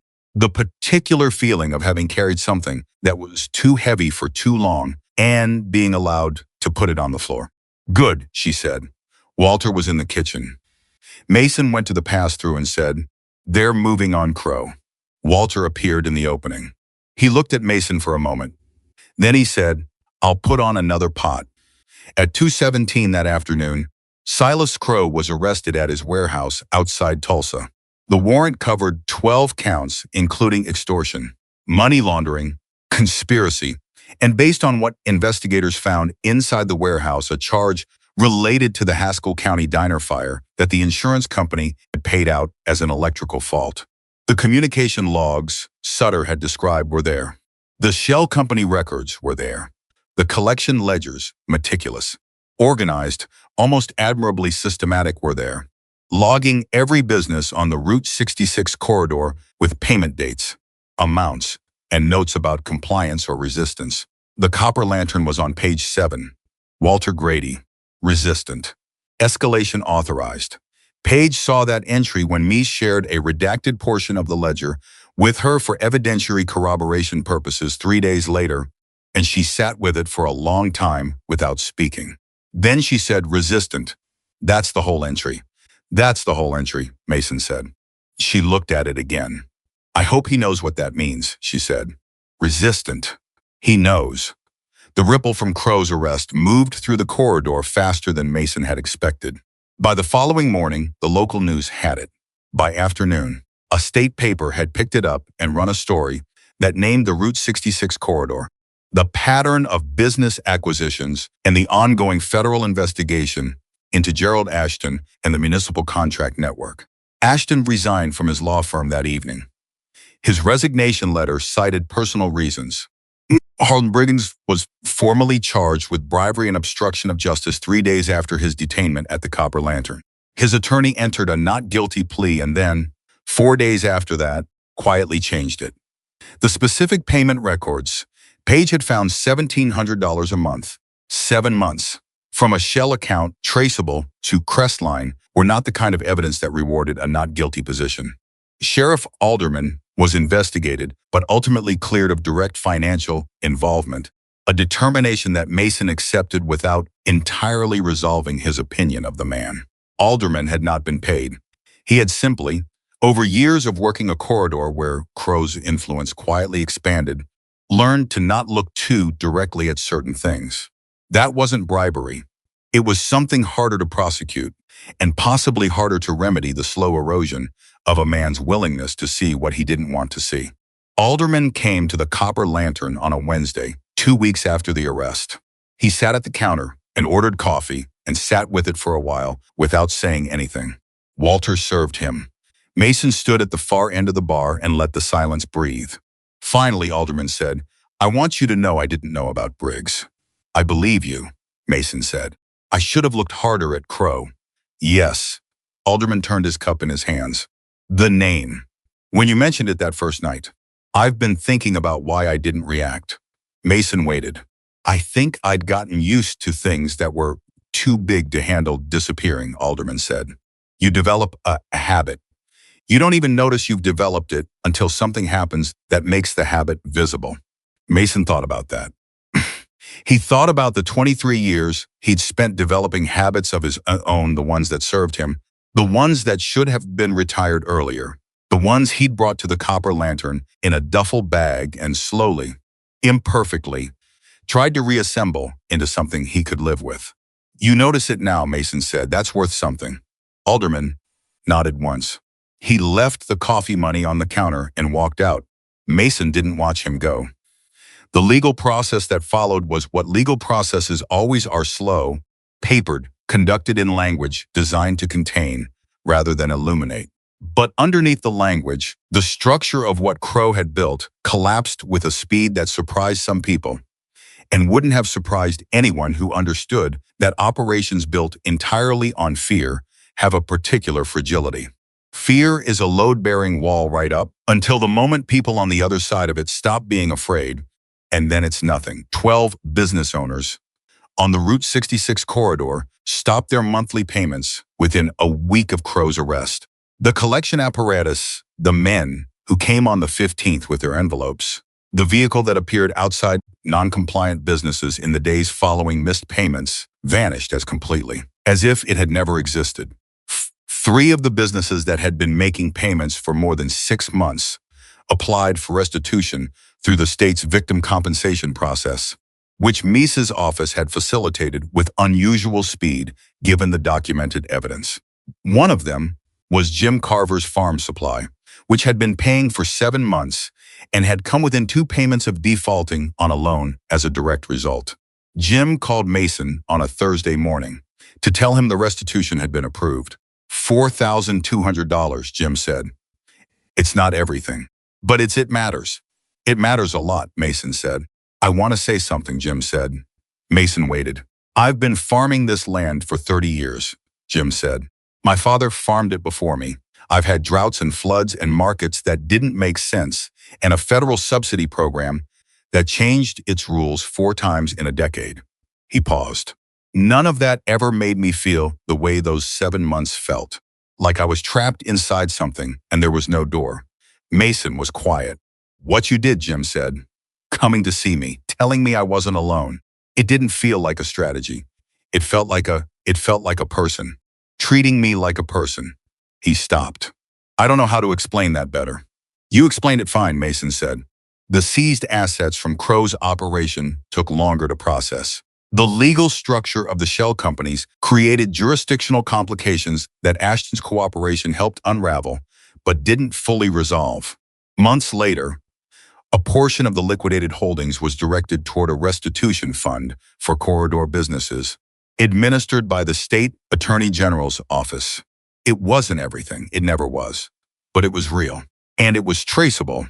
And when the checks arrived, they came with a letter that said, in the careful language of official documents, that what had happened to these businesses had been recognized, and that the system, imperfect, slow, sometimes blind, had eventually seen it. Rosa Suarez framed the letter and put it on the wall of her restaurant next to the permit that had allowed her to open it 16 years ago. When a reporter came to interview her for a story about the corridor recovery, she pointed to both of them and said, one I earned, one I fought for. Both matter. The quote ran in the paper the next day. Mason read it at the counter of the Copper Lantern with his morning coffee. Walter read it over his shoulder and said, "That's a good woman." "Yes, she is," Mason said. Paige had taped a printout of the article to the wall above her new desk. The desk was in a small office at the back of the Copper Lantern that Walter had cleared out on the Monday following the arrest, moving 3 years of accumulated invoices and a broken espresso machine into storage, repainting the walls himself, despite Mason telling him the rib needed rest, and installing a second-hand desk he'd found listed on an online classified by a woman in Glenreid who was closing her insurance office. "You need a proper workspace," Walter had said by way of explanation. Paige had stood in the doorway of the small room and looked at the desk and the clean walls and the window that faced the parking lot, and she had not said anything for a moment. Then she said, "Walter, I can't." "Yes, you can," Walter said. "You're a partner. Partners need offices." She looked at him. "You didn't ask me if I wanted to be a partner." I didn't ask Mason if he wanted to be a bartender either," Walter said. "Some things are just obvious." He walked back to the kitchen. Paige stood in the doorway of her office for a while longer. Then she went in and sat down at the desk and opened her laptop and got to work. Because that was what she did. And the desk made it better, and there was a lot still to do. The Route 66 Independent Business Cooperative, as she came to call it, began in that office on a Tuesday morning with a spreadsheet and phone call to Jim Carver's son, who had a background in communications and had been looking for a project that felt like it mattered. It wasn't formal. Not yet. It was a document with columns for business names, contact details, legal resources, and a shared reporting protocol that Paige had designed based on what she'd learned about how Crow's operation had identified and targeted isolated businesses. The logic was simple. The vulnerability was isolation. The solution was contact. If businesses on the corridor could see each other's financial patterns, flag anomalies, share legal resources, and report threats collectively rather than individually, then the architecture of what Crow had built could never be rebuilt.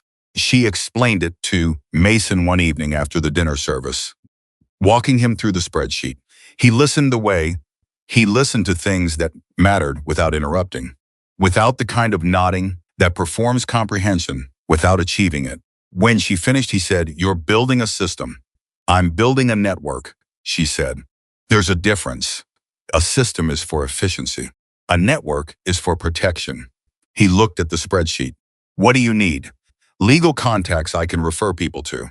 Someone who handles small business law and isn't going to charge rates that price out the people who need the help most." She paused. "And honestly, your name," he looked at her. "Not your old name," she said quickly. "Your name now, Mason Rourke." The person business owners on this corridor know walked into rooms they were afraid to be in and told them the truth about what was happening to them. She held his gaze. That name means something to them. It means someone comes when it matters. Mason was quiet for a moment. Then he said, "I'll make some calls." The calls he made in the weeks following Crow's arrest were different from the calls he'd made in the days before it. Those had been urgent, tactical, running on adrenaline and deadline. These were slower, more considered. He called attorneys who did pro bono work. He called a victim advocacy organization in Tulsa that Meese had pointed him toward. He called a financial advisor who had previously worked with small agricultural business and was looking for a way to redirect that expertise towards something more directly useful. Each person he spoke to, he told the same thing. There is a corridor of independent businesses that needs resources it can't afford individually and will never access if it has to navigate the bureaucracy alone. What he didn't say, but what came through anyway, in the quality of his voice and the specificity of what he knew, was that he understood the problem from the inside. But further, that he wasn't approaching it as charity. He was a pro who just knew exactly what it felt like to be the only person in a room willing to stand between something worth protecting and the thing that wanted to take it. People said yes. Not everyone, but enough. Walter watched all of this happen from behind his counter, serving coffee and burgers and pie to the people who came in from the highway, and he felt something he hadn't allowed himself to feel in a long time. It wasn't happiness exactly. It was bigger than that and less comfortable. The feeling of something mattering in a way that exceeds the container you'd built for it. He called his son in Phoenix one Sunday afternoon and told him about everything.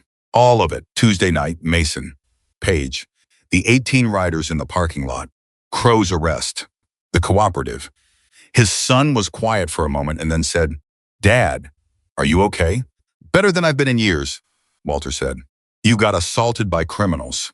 "I got a cracked rib," Walter said. "I also found out the place your mother and I built is worth fighting for."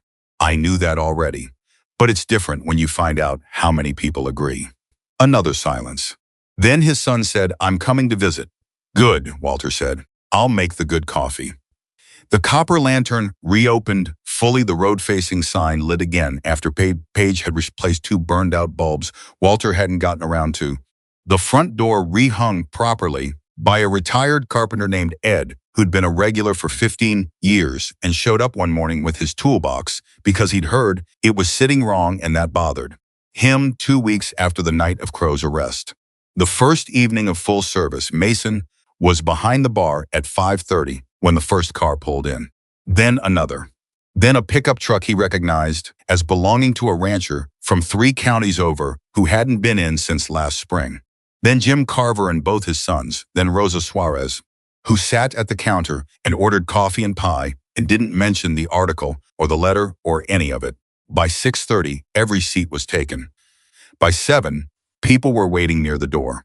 Mason moved behind the bar, pouring, filling, remembering every name, every usual order, the quiet rhythm of honest work that he'd been doing in this place for 3 years and that the last 2 weeks had not changed in any essential way except to make him understand more completely why it was worth doing. At some point during the dinner service, he became aware that Walter was watching him from the kitchen doorway. Not with anything urgent, just watching. The way Walter watched things he was trying to hold on to in his memory. Mason looked up. Walter said, across the noise of the full room, "You all right?" Mason looked at the room, at the people in it, at the door that had been rehung properly and opened and closed all evening with the specific sound of a door that fits its frame again, at Paige moving between tables with her notebook tucked under her arm because she'd agreed to cover the floor for one more night before the new hire started, and because she was Paige and the notebook was always there anyway. He looked back at Walter. "Yeah," he said. Walter nodded, went back to the kitchen. Mason turned back to the bar and kept working. Outside, Route 66 ran copper lantern, the way it always had, carrying people in both directions, toward things they were going to, and away from things they were leaving. The highway indifferent to both. The sign above the door threw its light into the dark the way it had for 37 years. Inside, the room was loud with the specific noise of people who have been somewhere quiet for too long and are grateful for the company. Nobody in that room knew the full weight of what the previous 2 weeks had cost the people serving them. They didn't need to. That wasn't what the copper lantern was for. What it was for, what it had always been for, was exactly this. The coffee, the burger, the counter, the door that opened, and the people who came through it looking for something honest and found it here, in an aging roadhouse on Route 66, run by a stubborn old man and a bartender with a past, and a young woman who could read a financial ledger like a language, and who had stopped being a waitress sometime around. The moment she decided that what happened to this place was not going to happen without a fight, Mason filled a cup, set it on the counter, looked at the door as it opened. New customer. He hadn't seen her before. Sit anywhere, he said. I'll be right with you. She sat. He moved down the bar, and the copper lantern held, the way it had always held, against everything that tried to take it. The letter arrived on a Monday. Mason was behind the bar when Walter brought it in from the mailbox, still in his coat, holding it the way you hold something you can tell matters before you've opened it. He looked at the return address. Then he looked at Mason. It's for you, Walter said, from the state corrections system. Mason took it. He didn't open it immediately. He set it on the counter below the register out of sight, but not thrown away, and finished the morning service.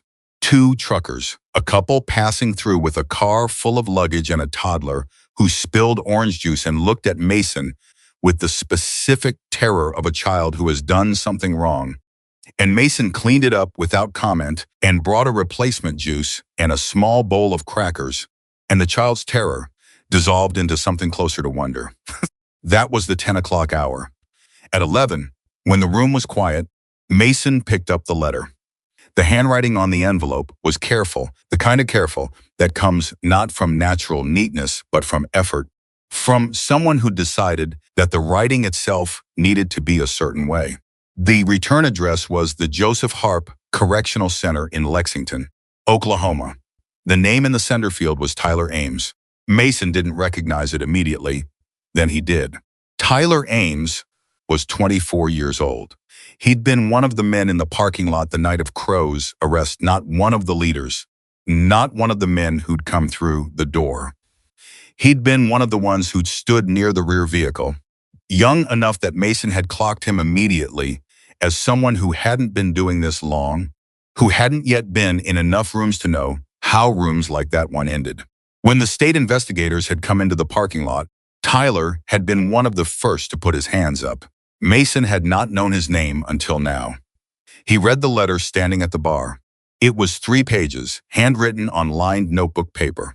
The grammar was imperfect, and the sentences were sometimes constructed in ways that circled back on themselves, but the meaning of every line was absolutely clear. Tyler Ames had grown up in Muskogee County. His father had left when he was 9. His mother had worked 3 jobs. He'd started running errands for men connected to Crow's network when he was 19, because the money was real, and the alternative was a job at a distribution warehouse that paid $11 an hour and had a 6-month waiting list. He hadn't understood the full scope of what he was inside until he was too deep to know how to get out. He'd cooperated fully with investigators after his arrest. He'd entered a rehabilitation program at the correctional facility. He was in a job training program, electrical work, which he discovered he had an aptitude for, and his counselor had told him he had a realistic path toward a conditional release in 14 months if he maintained his current trajectory. He wrote, "I watched what you did that night, not just the physical part. All of it. You were calm. You gave everyone in that situation a way out that didn't require them to be destroyed. Even us. You could have let it go differently, and you didn't.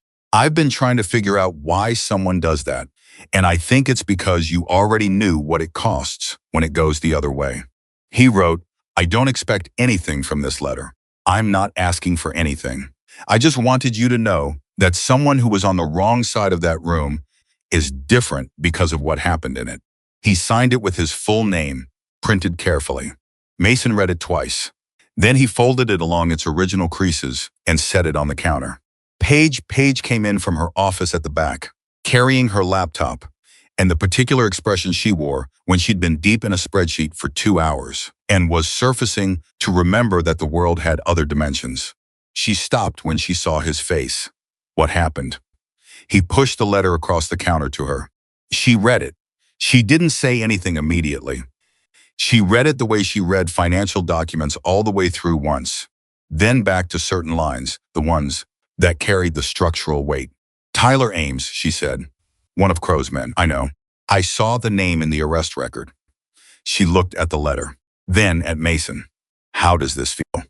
It was the kind of question she'd learned to ask directly because she'd noticed that Mason was constitutionally inclined to bypass feeling in favor of assessment, and that this tendency was useful in emergencies and something else entirely when the emergency was over. He thought about it, honestly, like something I didn't expect to get, he said, and like something I didn't know I needed. She handed the letter back. You should write back. I know, not today necessarily. No, he said. I need to think about what to say. She went back to her office. Mason put the letter in his shirt pocket and went back to work. And he carried Tyler Ames's 3 pages against his chest for the rest of the day, the way you carry something that has shifted the weight of things. And you haven't finished understanding it yet, but you know it matters. That evening, after the dinner service, he sat at the small table in his rented room and wrote back. It took him 4 drafts. The first 3 were too formal, the language of someone keeping appropriate distance. The 4th draft was something else. It was honest in the particular way that honesty becomes possible when you've stopped trying to manage the impression it makes. He wrote about Danny Howell. Not everything, just enough. The way Danny's death had broken something in him that he'd spent years trying to quantify and had eventually understood was not something quantifiable at all. It was simply the cost of having been present in a life where certain kinds of decisions led to certain kinds of endings. And the cost didn't go away just because you walked away from the decisions. He wrote, "The reason I did what I did that night is not because I'm a good person. It's because I've stood on the other side of a room like that one, and I know what it produces, and I wasn't to be responsible for producing it again. That's not virtue. That's just knowing what things cost and deciding you're not paying anymore." He wrote, "You said you don't expect anything from this letter. I don't have a lot to offer. But I'm going to tell you something directly what you described. The path you're on, the program you're in, that is not small. Most people in your position convince themselves that the path out is available to someone else. The fact that you're walking it is the only thing that matters right now. Don't let anyone tell you otherwise, including yourself." He sealed the envelope. He would mail it in the morning. And he would keep mailing letters. As it turned out, not weekly, not on a schedule, but when there was something worth saying, which was more often than he'd anticipated. Tyler Ames wrote back every time, and the correspondence that developed between a 48-year-old bartender with a Hell's Angels past and a 24-year-old man in a correctional facility trying to learn electrical work became one of those unexpected threads that a life accumulates if it stays open long enough. But that was later. That night, Mason sealed the envelope and sat with the quiet of his room for a while. Then he thought about what Paige had said 2 weeks earlier, that his name meant something now, that it meant someone comes when it matters. And he thought about all the things a name could mean, depending on who was carrying it and what they chose to do with the weight. He had spent 6 years trying to make Mason Rourke mean nothing, trying to make it the name of a man with no history worth mentioning, a man who poured coffee and remembered orders and fixed things and took up as little space as possible in the world's accounting of significant people. It hadn't worked. Not because you can't escape a past, it was more specific than that. It hadn't worked because the things his past had built in him, the ability to read a room, to move under pressure, to hold steady when everything wanted to accelerate, to position people for safety rather than confrontation, those things had not stayed in his past. They'd come with him. They were in his hands when he'd controlled Sutter's man without breaking bones. They were in his voice, on the phone with Mies. They were in the conversations he'd had with frightened business owners who needed someone to look them in the eye and say, the thing you're facing has a shape, and the shape has vulnerabilities, and you don't have to face it alone. You couldn't separate the useful from the rest of it. The Coat Forge had talked about it fit because it had been built to fit. You couldn't take out the lining without losing the structure. He understood that now. He had spent the last 3 years behind a bar, and the 3 years had been honest and good and worth every morning he'd shown up for them. And the past he'd brought with him, the part he'd been trying to keep in a box, locked and labeled and set aside, had turned out to be not a threat to the life he was building, but a tool the life had needed when the moment came. He slept well for the first time in 2 weeks. November came, and the cooperative Page had been building acquired its first formal structure, not a nonprofit, not yet, but a registered association with 6 founding members, a shared legal referral network, and a quarterly meeting protocol that Page had designed to be as low friction as possible because she'd learned from the events of October that the #1 enemy of solidarity among independent business owners was not malice but logistics. The first meeting was held at the Copper Lantern on a Tuesday afternoon because the Copper Lantern was where it had started, and because Walter had said, without being asked, that the back room was available whenever they needed it. 11 business owners came. Jim Carver brought both sons again. Rosa Suarez brought the documentation framework she'd been refining since Page had shown her the original template. Mike Petronio brought coffee cake his wife had made, which was completely unnecessary and entirely welcome. Page ran the meeting. She'd been nervous before it, which Mason knew because she'd asked him 3 separate times whether the agenda was too long, and each time he'd told her the agenda was fine, and each time she'd looked at it again and made one small change. The meeting lasted 2 hours. Nobody left early. At the end of it, Jim Carver's older son, whose name was Ben, and who had the communications background Page had been leveraging for 2 months, said that he wanted to formally propose that they establish a reporting hotline, a number that any business owner on the corridor could call if they were approached, pressured, or threatened anonymous, staffed on a rotating basis by members, with a documented escalation protocol connecting directly to the state organized crime division contact Mies had established. The room voted yes unanimously. Rosa Suarez said, "We should put the number on the back of our receipts." Everyone looked at her. "Every business prints receipts," she said. "Every customer gets one. The number goes on the back. Small. Doesn't look like anything, but it's there." Page wrote it down. That was how the Route 66 Independent Business Cooperative acquired its first outreach strategy, printed on the back of receipts at 11 small businesses along a stretch of Oklahoma highway. A phone number that meant someone will answer, and you will not be told you're alone. Mason sat at the back of the room during the meeting and did not speak unless directly asked, which happened twice, once about the incident at the Copper Lantern, which he described briefly and factually, and once about his conversations with Mies's office, which he described with equal brevity. He was not the person this organization needed at its center. He knew that with the same certainty he knew most things about situations by reading the room and understanding where the weight needed to go. The weight needed to go to Page and to Rosa and to Jim Carver and Ben and Mike Petronio and the 8 other people in that room who had built real things with their hands and their labor and their years and had discovered that those things were worth defending, collectively in ways they never could have been individually. Mason's job had been to break the isolation. The isolation was broken. What came next belonged to the people who lived in it. He drove back to the Copper Lantern after the meeting ended and went behind the bar and started the dinner prep and didn't say much about any of it because it didn't need to be said. Walter knew. Page knew. The room knew what it was. The second major development of November arrived on a Thursday morning in the form of a phone call from a number Mason didn't recognize with a 918 area code. He almost let it go to voicemail. He answered it. The voice on the other end was a woman mid-30s. He estimated, measured, and careful, in the way people are careful when they've rehearsed something several times and are still not certain how it's going to land.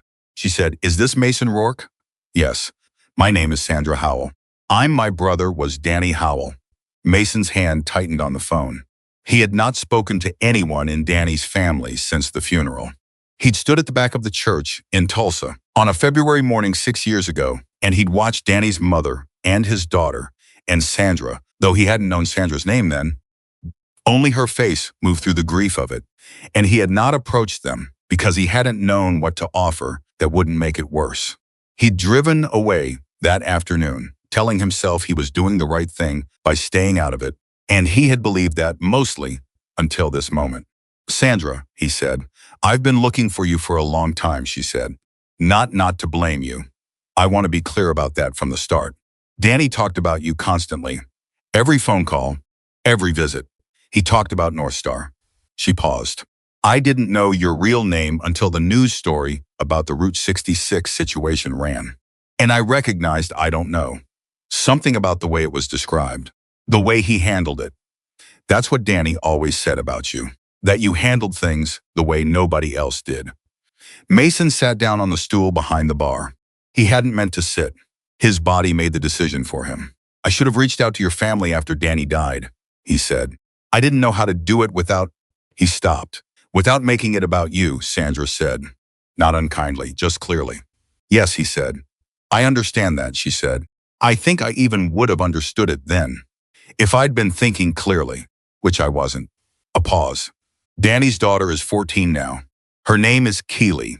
She has a picture of Danny on her dresser, and she asks questions about him that her mother can't always answer because her mother and Danny it was complicated, but she's a smart kid. She wants to understand who her father was, past the stories she gets from people who are trying to protect her." Mason was very still. "I don't know if you'd be willing," Sandra said, "to talk to her. Not about everything. Just she wants to know who he was to people who knew him as himself, not as her father, as a person." Another pause. "You knew him better than almost anyone." Mason thought about Danny Howell. He thought about the man, not the death, not the funeral, not the 6 years of carrying the weight of what had been lost and what he believed had been wasted. The man. Danny's laugh. The way Danny could walk into a room full of hostile people and have half of them smiling within 10 minutes through some combination of genuine warmth and absolutely fearless honesty. But the way he'd called Mason at 2 a.m. from a gas station in New Mexico once just because he'd seen something funny and had to tell someone. The way he'd talked about Keely, the baby she'd been then, the person he was certain she was going to become. "I'll talk to her," Mason said. Sandra exhaled.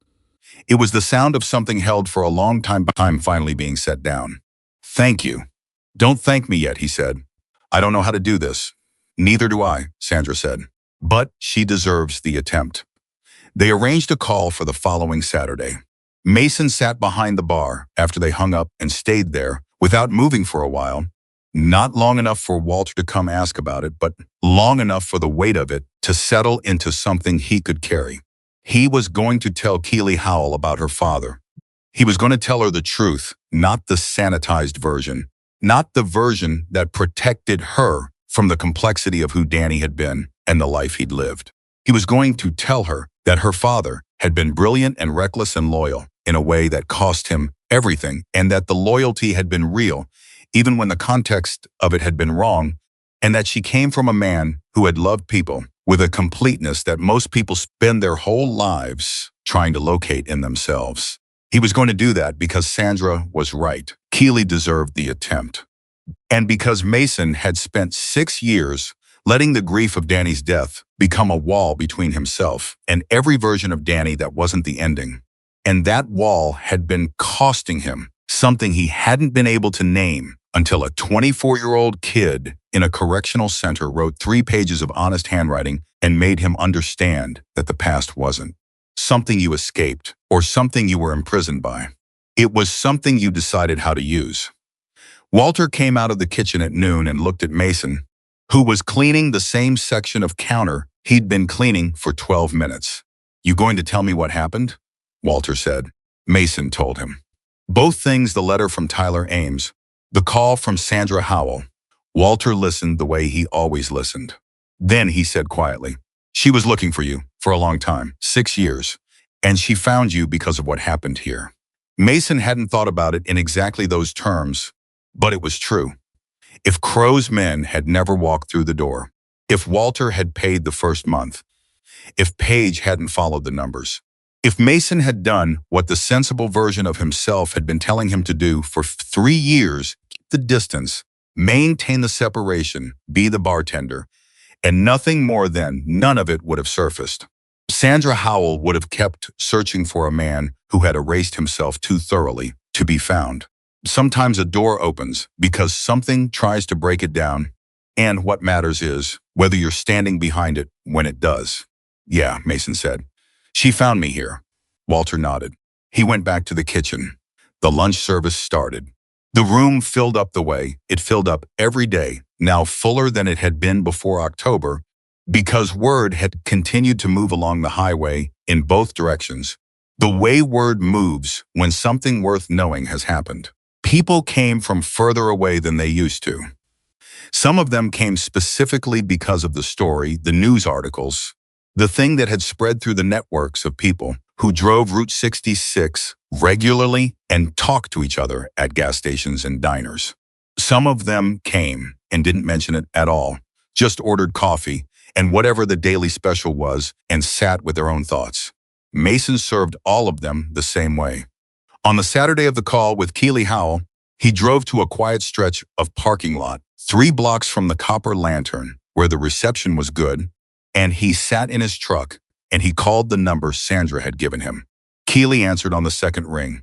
She was 14 and she had her father's directness. Mason heard it. In the first 20 seconds, the way she said hello without decorating it, the way she asked immediately, "Did you really know him well?" "As well as I've known anyone," Mason said. "Okay," she said. "Then can you just tell me something real? Not the stuff people say at funerals. Something that's actually him." Mason thought for a moment. "Your father called me from a gas station in New Mexico at 2 in the morning once," he said, because he'd seen a bumper sticker that said, "Honk if you love peace and quiet," and he thought it was the funniest thing he'd ever seen in his life. He laughed about it for 10 minutes straight. He needed someone to laugh with. Silence on the line. Then very quietly, Keely said, "That's so him." "Yeah," Mason said. It was. They talked for an hour and 40 minutes. Mason told her things that were real. Some of them were funny. Some of them were hard. All of them were true. And Keely received every one of them with the steady seriousness of a person who has been waiting a long time to be told the truth about something that matters deeply to her, and who intends to honor it. When they finally said goodbye, she said, "Can we do this again?" "Whenever you want," Mason said. He sat in the truck for a while after the call ended. He thought about Danny. He thought about the gas station in New Mexico and some bumper sticker and the sound of Danny laughing in the dark at 2 in the morning because he'd found something funny and needed to share it with someone, which had always been Danny's most essential quality, the compulsion to share what moved him, the inability to experience something fully without bringing another person into it. Mason had been that person. He hadn't stopped being it just because Danny was gone. He drove back to the Copper Lantern. The Second Chance Employment Program that Mason built in the months following was not called that, not officially. It didn't have a name at all for the first several weeks, because naming things prematurely was the kind of thing that turned them into something other than what they needed to be. It started with one person, a former club member named Curtis Webb, 41 years old, who had been out of the life for 2 years and was finding that 2 years wasn't enough distance for most employers to see past. Mason had gotten his name through Forge, who had mentioned in passing that Curtis was struggling and that struggling was becoming something more serious. Mason called Curtis on a Tuesday. He said, "I have a bar that needs a second person behind it 3 evenings a week. The owner pays fair, doesn't ask questions he doesn't need answers to, and the regulars are decent people. You interested?" Curtis said. "Why are you calling me?" "Because Forge said you were good people and because you need a job and I have one available." A pause. "You don't know me." "I know enough," Mason said. "You want it or not?"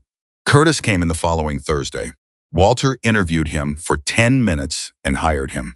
Curtis was, as it turned out, an exceptional bartender, not in the showy sense, but in the essential sense, the same way Mason was exceptional at it. The quality of attention he brought to the people across the counter from him, the steadiness of his presence. By February, Curtis had 3 evenings a week, and the quiet rebuilding of something that looked like a life with ground under it. Mason never called it a program. He called it what it was. He knew someone who needed work, and he knew work that needed doing, and he put them together.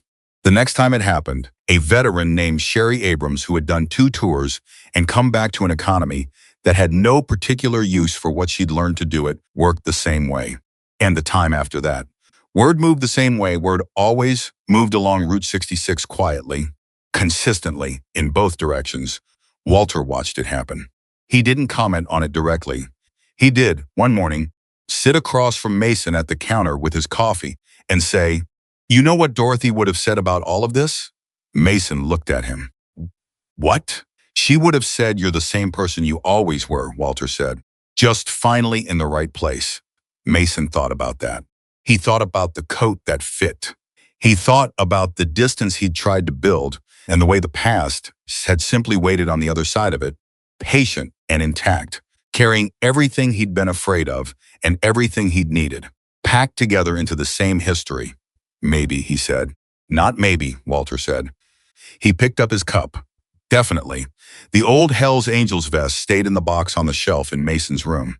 He didn't take it out often. When he did, he didn't look at it as a relic or a warning.